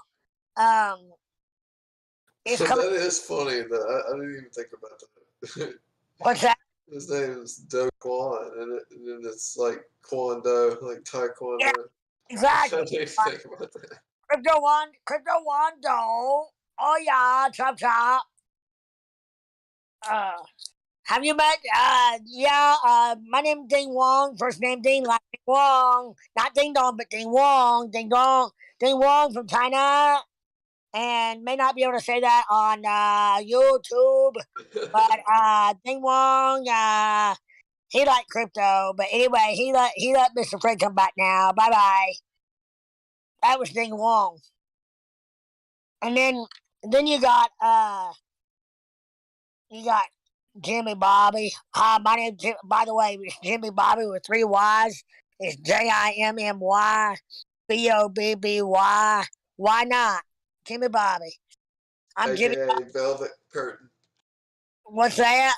I said also known as the Velvet Curtain. Velvet. I eat red. I like red velvet cake. I don't know much about curtain. You got velvet curtains.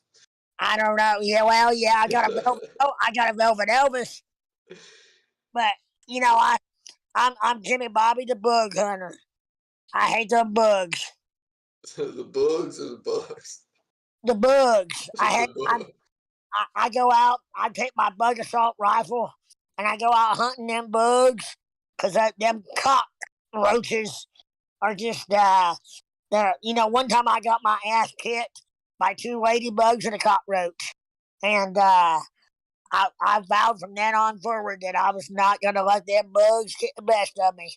I go out, I take my bug assault, and I go out and I whoop them bugs' ass.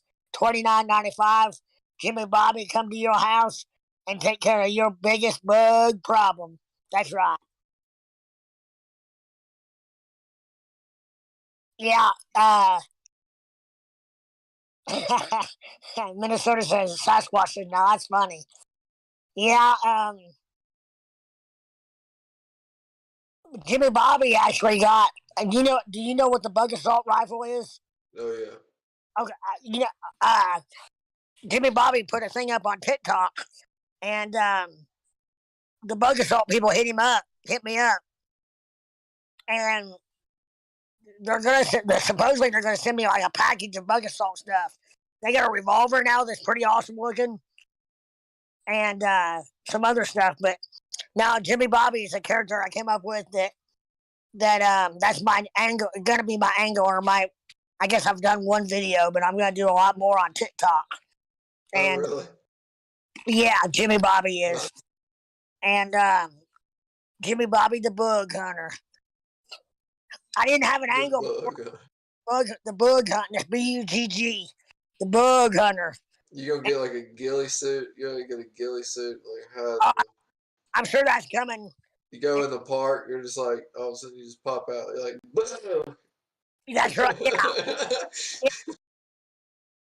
I've got all kinds of scenarios planned. I just gotta dive in and do them.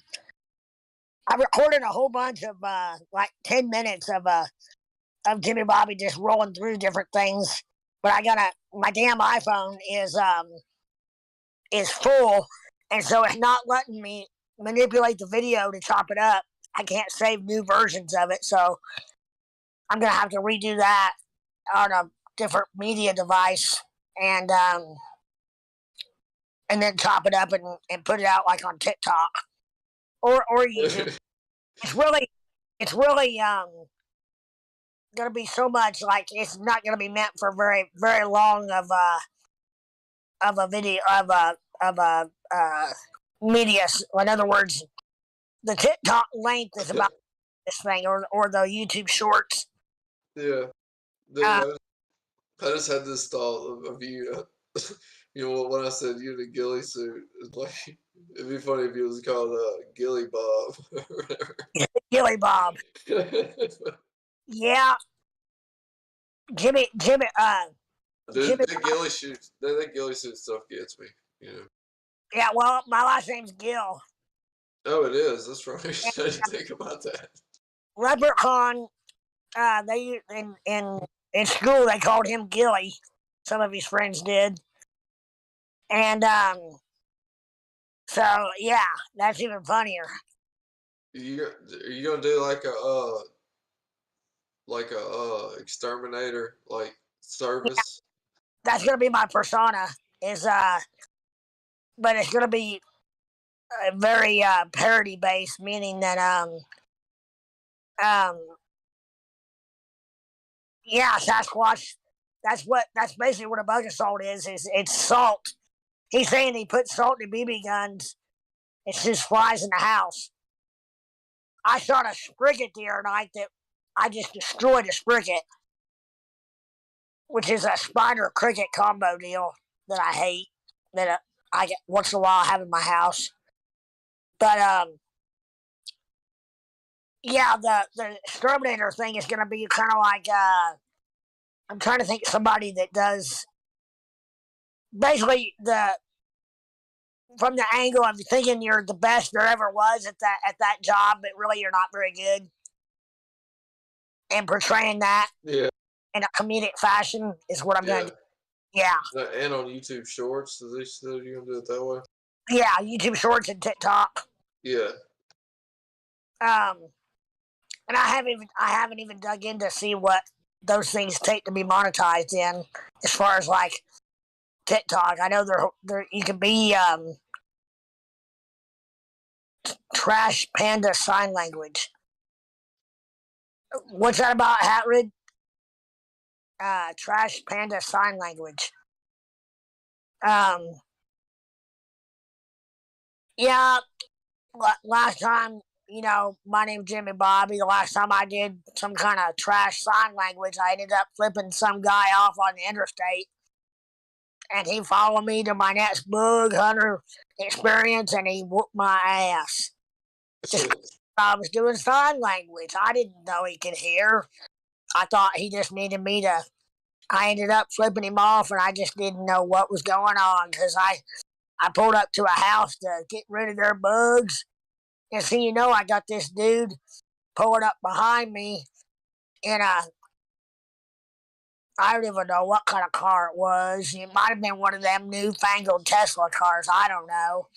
But, well, no, he was driving. I guess it wasn't an autopilot car. But anyway, I'm just glad it wasn't a helicopter and come down and sit on my hood or sit on my car.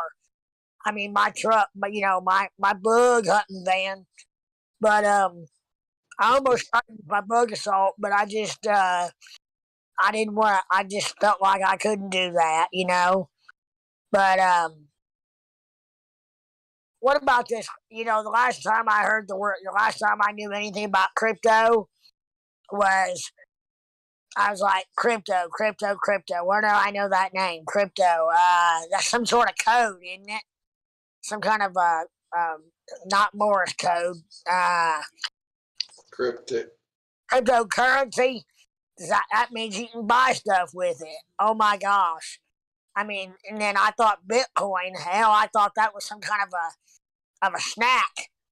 I thought maybe it was like a Scooby snack. I didn't know it was like a currency where you buy stuff with it.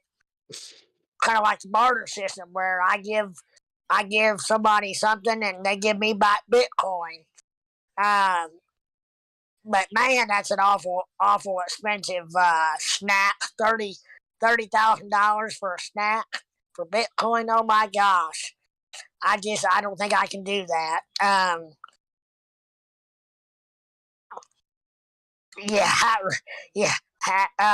red. That's pretty funny if I say so myself. Yeah, once in a while, I'll just snap into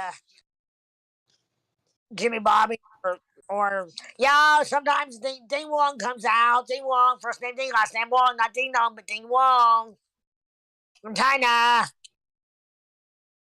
Yeah, it happens. But did you read what Hatred said? Yeah, returning heroin needles to to diabetics in need. Yeah, I just Bobby just wants to he just wants to help out. I went around and Jimmy Bobby went around and gathered all kinds of needles from the gutter, and I thought maybe this diabetes, I think they call it, is not very good. You got to put that insulin in your body. I just thought maybe these syringes here might help. I don't know. They call them on the street. They call them sharps, but I don't know. They probably are sharp. I'm not gonna put myself with them. Hell no. Jimmy Bobby doesn't even like to get blood drawn. You gotta have like a montage. You like walking around and you're just shoving them in your pocket. Yeah. So you can be getting pricked with it or something. Leaving a trail of orange caps. That'd be fun. Yeah. Man, oh man. The internet, man. They like it. I've always thought about doing something ridiculous. Like it's on. Yeah. Because man, it's just like I love it. You know what I mean? Yeah. I came to love it. Improv was probably not too far at one point from my my skill set, but it's definitely a skill set that can grow on you. It can be honed. Yeah. I had to learn to let go, meaning that Yeah, don't care what anybody thinks or nothing. right, improv is definitely a situation where you got to just It's a let her. self-conscious thing that you have to break out, you know. Yeah, absolutely, absolutely. That's why a lot of people were saying that all this. Back in the day, we used to call it being politically correct. Nowadays, it's called being woke. I Yeah. guess, but all that, in my opinion and terminology, would be is bullshit to the point where you, comedians can barely do comedy without that guy that rushed the stage on Chappelle. Uh, Yeah. a plumber. That Chappelle show was so funny. Yeah, and I meant to watch that Netflix special for a minute, and I haven't had a chance. Dude, it's so funny. Yeah, and that's what Larry the Cable Guy became a good friend of mine, really good friend of mine, and cryptos. But I went out with him for a weekend with Larry the Cable Guy, and it's just his show is. I mean, you got to comedy is all about hitting familiar yet a lot of times unspoken topics that Yeah. people they know exist, but they don't really go there. Um, Yeah. That's what comedy is, you know. yeah, it's It's fun. laughing about your own experiences, you know. Yeah, Like and real life things that nobody wants to talk about. right, and some of it's self-deprecating, and some of it's just talking about the whatever it may be. Yeah. Uh, but There's a balance of stuff like that. Like you're talking about self-deprecating and then like just, you know, general life experiences. yeah, and that's one thing that I've drawn on in the past is finding that line where people are laughing with you, not at you per se, Yeah. from an entertainment aspect, from a comedy aspect. I guess they can laugh at you, but um, it's one of those things where like people would ask me from time to time if Big and Rich were using me. I'd say, well, my answer was, if they are, then I'm laughing all the way to the bank from that perspective. Right. Let them use me more because it's very profitable. Yeah, for But sure. no, I've got like an internal, and it may be off once in a while, but I've got like an internal kind of meter or whatever you want to call it, as far as self-deprecating slash other people joking, about physicality. Um, Yeah. I've got an internal line, if you will, and you're right, Hatred. Um, Definitely right. He said everybody's using everyone else somehow. That's like you know paying a woman for pleasure. Either way, you're paying for it. Whether it's dinner and a movie or flat out bang, pay for play. Either way, you're gonna end up paying. Well, I mean, it's just, why it's just easier sometimes. Yeah, but and it's like um more on demand. But I'll leave that alone. Crypto Ape, what he said he just bet the house and lost. Are those the trades you were telling us about earlier, Ape, or are those new trades that you bet the house and lost? Um, yes, sir. Yes, sir. What? Yes, sir. Old trades. Yeah, he shorted Bitcoin and Ape, and Yeah. yeah, the shorting thing. In all seriousness, going short. It's just as hard I've won a little bit. with leverage like that, but Yeah, if you use low leverage, dude, like I'm telling you, if you short, like I mean, your odds if you wait patiently for like a break above 30, you know what I mean, yeah, and wait for like a big spike and short it, with lower leverage, Right. You know, because the thing is like if you short at 31 with 25 leverage, your liquidation would probably be like 32.5 or 33. You know, Right. Yeah. so I mean, and you know your odds of it going there, at least the way it's been, you know, aren't very likely. Right. So all you gotta do is just wait. You Yeah. know, Those are the times that, for me anyway, that it seems like it wakes up and wipes me out, or I have to I have to pay down my margin, and to get that liquidation amount. In that case, I'm shorting higher, but um, can't afford gas for a Lambo. Bus it is. Are you taking the short bus, Crypto Ape? yeah, they cost even less. Right. Um, you lost your goldfish, man. Is that a goldfish with one fin? Or what? Yeah, one fin. I think it is. That Moon Knight had a goldfish that only had one fin. Which I don't know if you're into the Marvel stuff at all. I think we were talking about it the other night. I said something about it, but what are you saying, Leprechaun? Win bus ticket. Win bus ticket. Win WEN. I don't get it. It's like buying a scratch off and you get a free newspaper.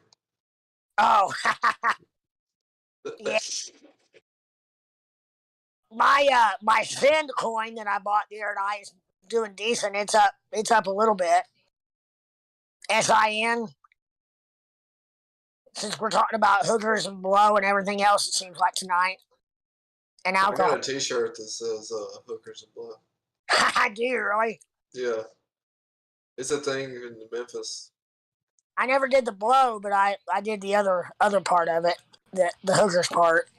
I wrote everything I'm talking about tonight. I wrote in my book, so it's all out there somewhere. Uh, as I've aged or matured, I like to say, I've gotten less and less giving a fuck about what 20 years ago I would not have even remotely said what I've said tonight as far as the Just being open. the way I used to be or the way I've been from time to time. Down 9% on the BTC short. I'll hit profit real soon. Ape short is still great, still green. Good deal. Yeah, I went long on Ape what I bought, and the thing that I'm getting used to on the bots is the fact that, and I know this logically speaking, the coin has got to go down for you to make any money, up and down. It's just on the downswing. It feels horrible when you're down in a bot, but then on the upswing, it's going to come right back, plus some. Like mine's at $8.19 now, running for 3 hours, Your 15 profit, minutes. Yeah, so like it says the floating P&L is 14, or I'm down 14.78, but I'm only down 6.50. right, So right. but it's made money because I started the bot at 156, and I'm only down 1%. Yeah, because your grid and the grid profits are locked in. They're not going anywhere as far as Right. the floating P&L is what can be a bitch. But what's cool is that if you can get a spike, it's cool because it's been buying all this stuff down. You know what I mean? Lower. Because there's like an algorithm to it too. Yeah, yeah. And I guess when I finally catch a bot that works real well for me, getting out of it, I'm just gonna have to time it when on the upswing and get out while you're floating, while my floating P&L is positive. Yeah. If I'm not like, dude, I'm not good with bots, or I don't have luck with them. I have luck with the grid profits. The grid profits haven't ever been a problem for me. It's just my timing in the bot. Yeah, Yeah, I mean, but that's just like buying the coin at the wrong time. But I remember the first or second bot that I ever got into, maybe the first couple bots were shit coins, and I remember getting out of one because um, I was up like right away. I was only up like I expected this bot to like to the moon, I guess, and yeah, I was up like $2 or $3, which now I know is incredible to be up at all in a bot. yeah, that's right. And hey, Crypto Ape says post your setup on the Luna bot in Discord. All right. But the thing about bots is, like, I've got a, I think my, I think my ape bot, because the profit is like 0.5 to point whatever percent, um, or not even 1%. Anyway, my profit per grid is like half a penny. So it takes a shit ton of arbitrages to even make a dollar. Yeah. And that's something I gotta figure that part out, because I should just not get in those bots, but I find myself having some dry powder that I am itching to get in on something, and I posted it there.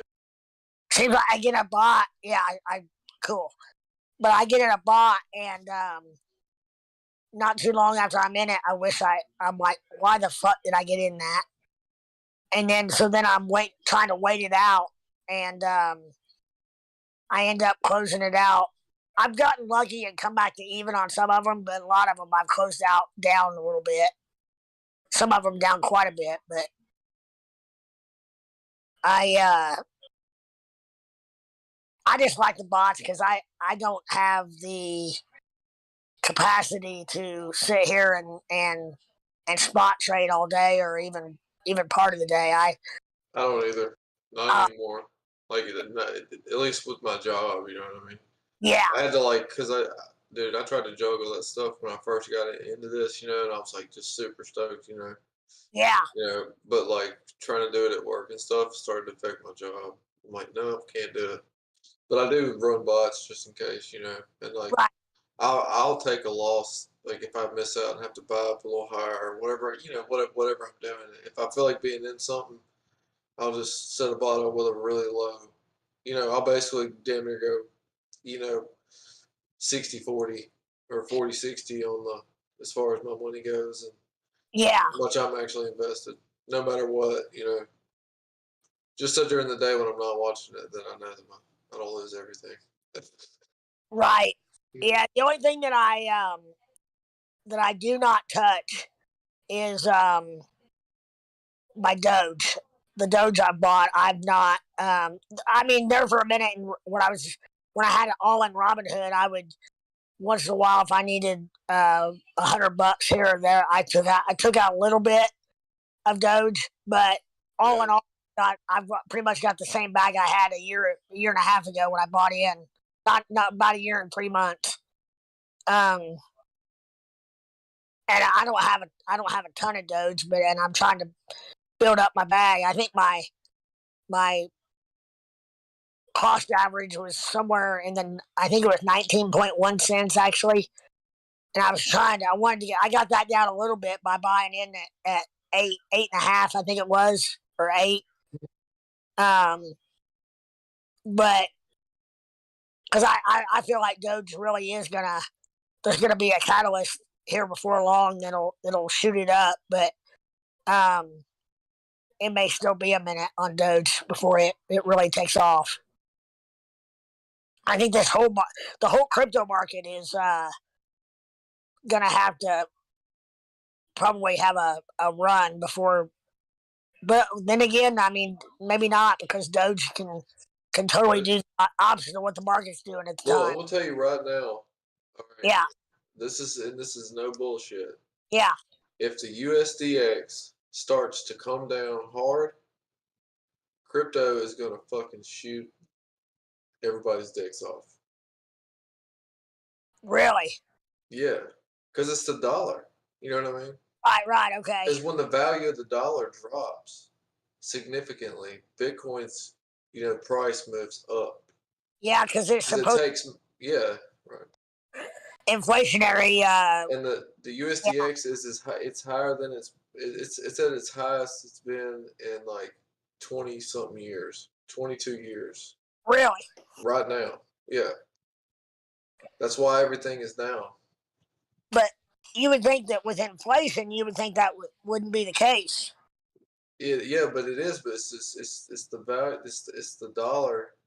It's inflation, but it's actually our dollar is actually going up. You know what I mean? Because it Yeah. takes more of it to buy a good now. You know what Oh, I mean? oh, I got you. Yeah. Yeah. Well, but the value is going up, or you mean, or the Well, I mean the value. product? Yeah, no, the value of it compared to everybody else's currency around the world, ours is worth more at the moment. That's what the USDX is. It's the index between all of the currencies compared to the US Okay, dollar. gotcha. So that actually makes our dollar worth more, you know what I mean, than everywhere else. So therefore drives up crypto. But once ours starts to come down a little bit, it's just like when UST, like when you look at the UST thing. That's why I Yeah, was so mind blown by it before, because I was like, I see what's going on here. right. Yeah, its value fell, and according to all the charts, you're up 50%. Yeah, But yeah, there's one guy that I follow. He always talks about the USTX. And man, he's been spot on. yeah. Sounds like it. What's the USDF? Is it T as in Tom or D as in dog? X. D D, Yeah. yeah, The chart on it. I mean, when's it gonna fall? dude. I don't know. It's up to the. I mean that chart's just organic. Right, right.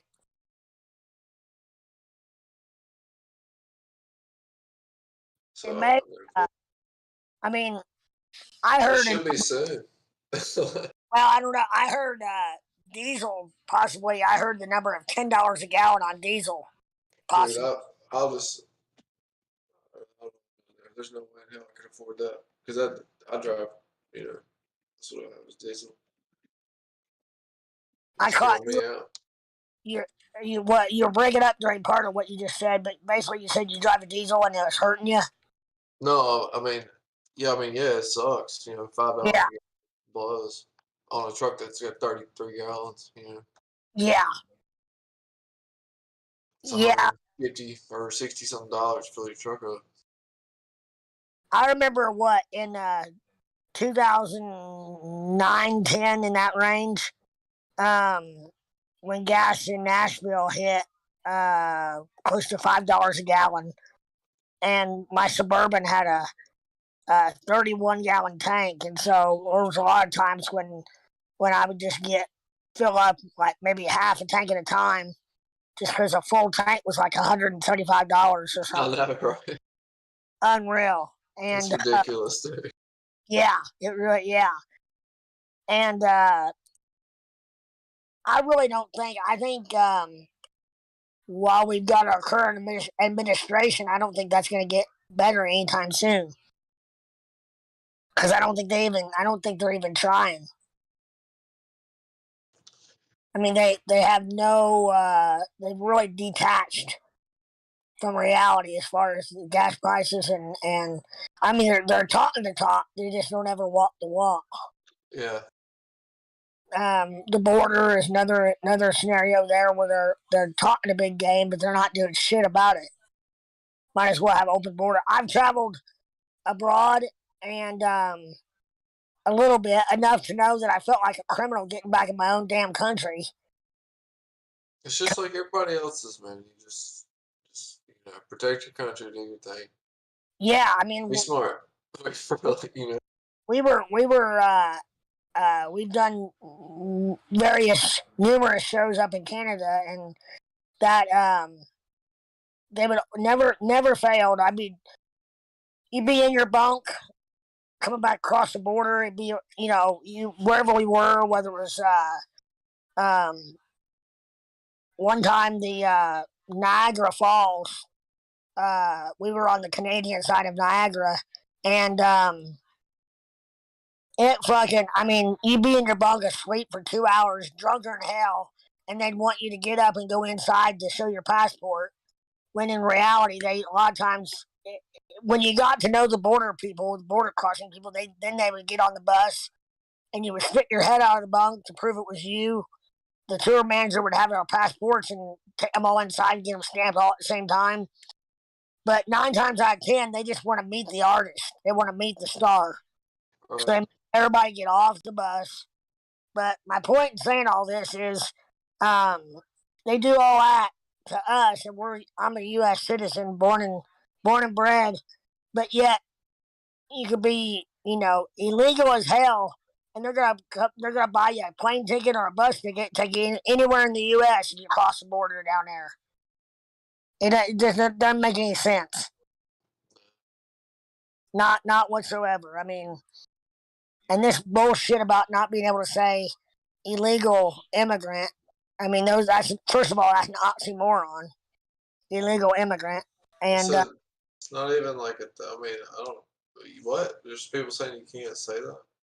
I mean, you're supposed to say what is it? Maybe it was illegal alien. You're not supposed to say, but Oh.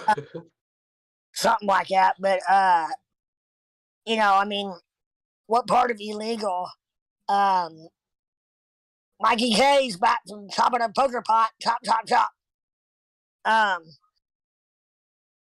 don't know. I've got an uncle that by marriage that is full blooded Hispanic Mexican, and his parents immigrated the correct way, and through the process, and I just feel like I understand and appreciate immigration, but I think there's a better way to do this on national security front as well as on the COVID front. I mean, I think there's reasons that we don't mess with Mexico. Well, I mean, it's right there, and they really do have a really big problem with like the murder rate and stuff, gang violence, things like that. And like, there's a lot of money there, though. I mean, you know what I mean? Yeah. It's No. just the thing is it's kept different. They don't, it's ran Cartel. like a cartel. I mean, it's the whole thing is, the government's in, everybody's in on it, and Yeah. people don't want to live there. But we don't interfere because they have money. Like, we don't need to interfere. Like, it's not. They're not. It's not the government doing it. You know what I mean? Yeah. No, So therefore, we have no use, or we can't do anything about it. You're saying that their refugee is just a cop out. Basically, is what you're saying. Yeah, they're just getting out, man. It's brutal. Like, it's different over there. Oh yeah. No, yeah. Like, you can get killed fast. Like, it ain't no joke. Yeah, and in certain communities or towns down there, I mean, yeah, you're exactly right. Where I was, I went to Cancun like a couple of months ago, and right before I had got there, actually no, I think it was while I was there. From the hotel that I was at, a girl got in a cab and dude took her out and killed her. Yeah. I'm like, what? That was while I was there. At Yeah. the same, staying there, I'm like, man, this shit's crazy. Absolutely, and I mean, like how many people just stand around offering you cab rides and stuff like that when they can tell you're a foreigner. oh yeah, and the before you know it, you're being taken to an ATM and told that if you don't withdraw a certain amount of money, they're going to kill you right there on the spot, and then they turn around, Right. you take it out, and they kill you anyway. Yeah, that's about right. Yeah. Yeah, it's you're right. It's definitely a whole different, and there's I'm an on guard type person. So yeah.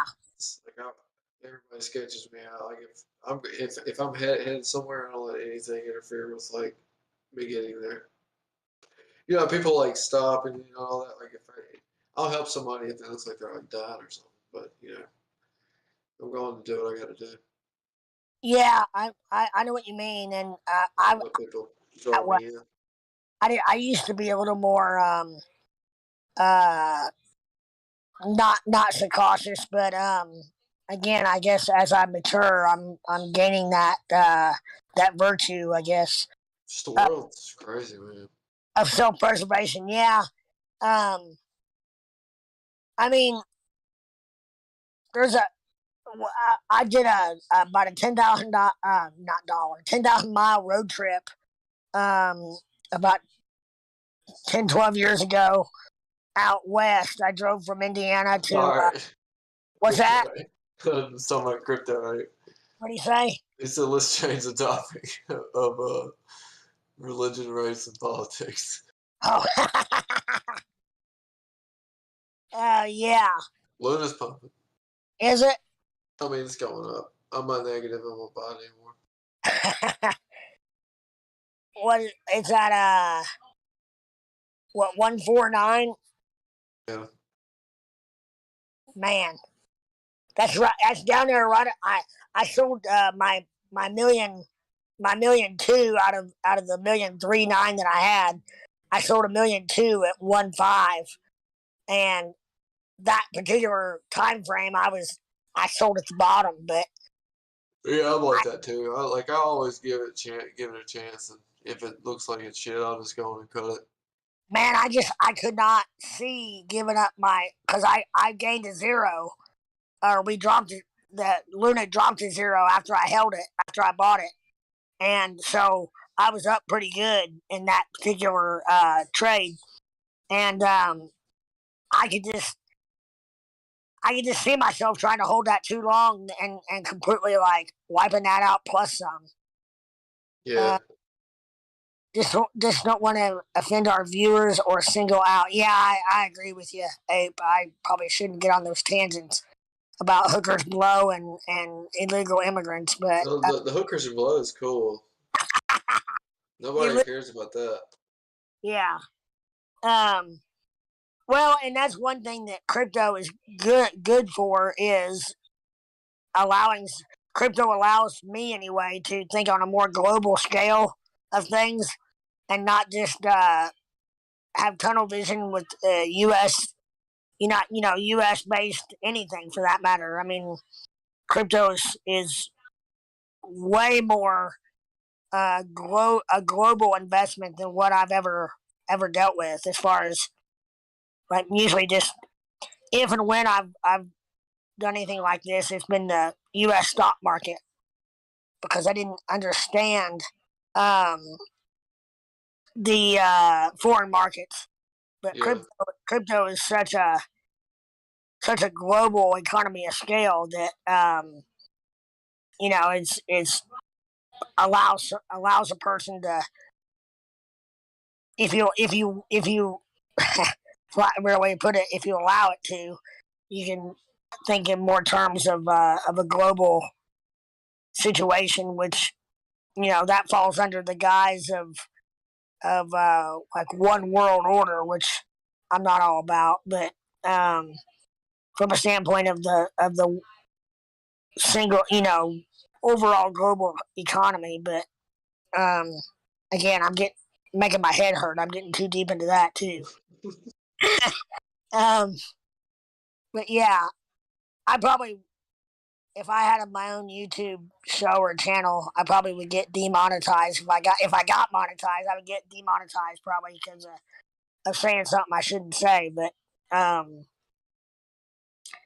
I don't think I've said anything tonight. I hope I didn't screw up Leprechaun this video on his quest for monetization. It's hard. It's really hard to get flagged or anything for saying stuff like that's really up to your viewers. It's mainly music and stuff like that. Yeah, because even though I'm talking about a wide range of things, I'm not really hating on anything per se, other than something that's illegal. Which that's something I know I can't really figure out a lot of times is how somebody can and I'm not being racist either. I mean, from that standpoint, it's more of a you you drive drunk, you get caught, you're gonna get a DUI or OWI, whatever. I feel the same way about crossing the border, but I'm not in that person's position either. Um, have I ever done anything illegal? Hell yeah. I speed.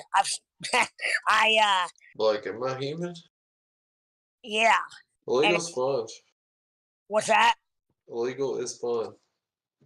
Can be, yes. Mostly. I mean, anything bad's good, you know.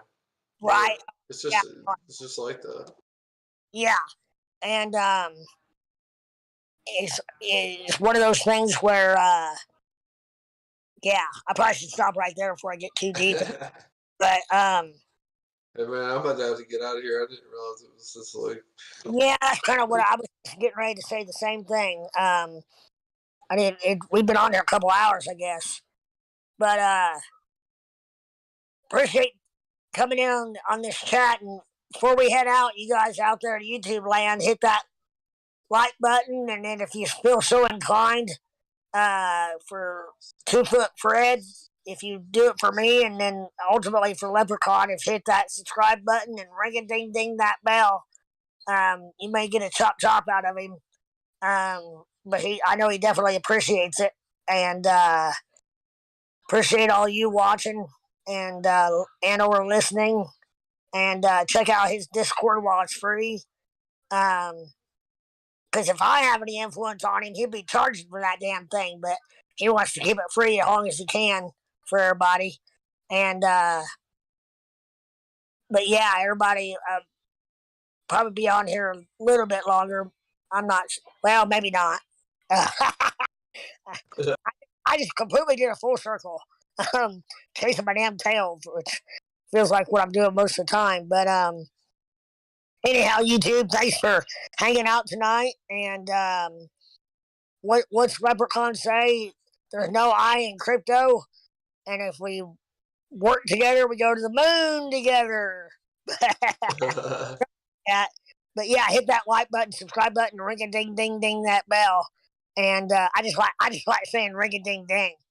Um, but appreciate it, Squarefoot. You have a good evening, and I think I'm gonna hop off here too. All right, man. Well, I'll see you later. Okay, take it easy. Later. Yep. YouTube.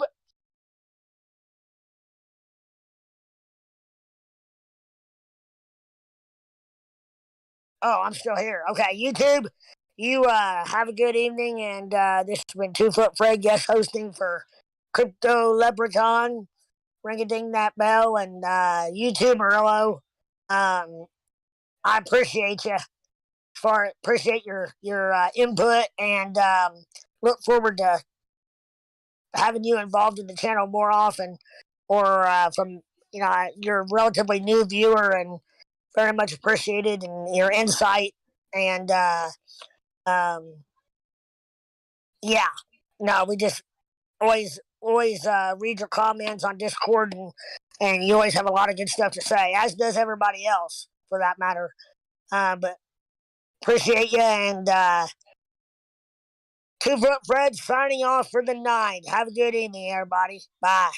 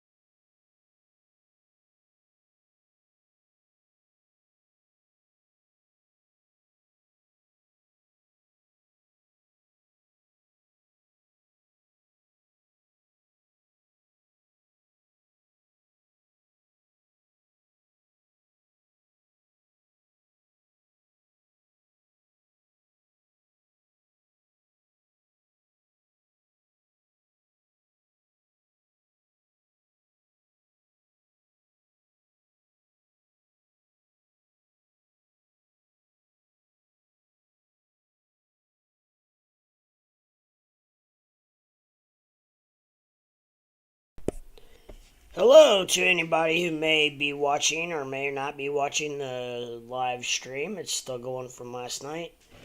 So I am getting ready to shut this stream down and start up a new one. So stay tuned, and I will be back in about 10 to 15 minutes.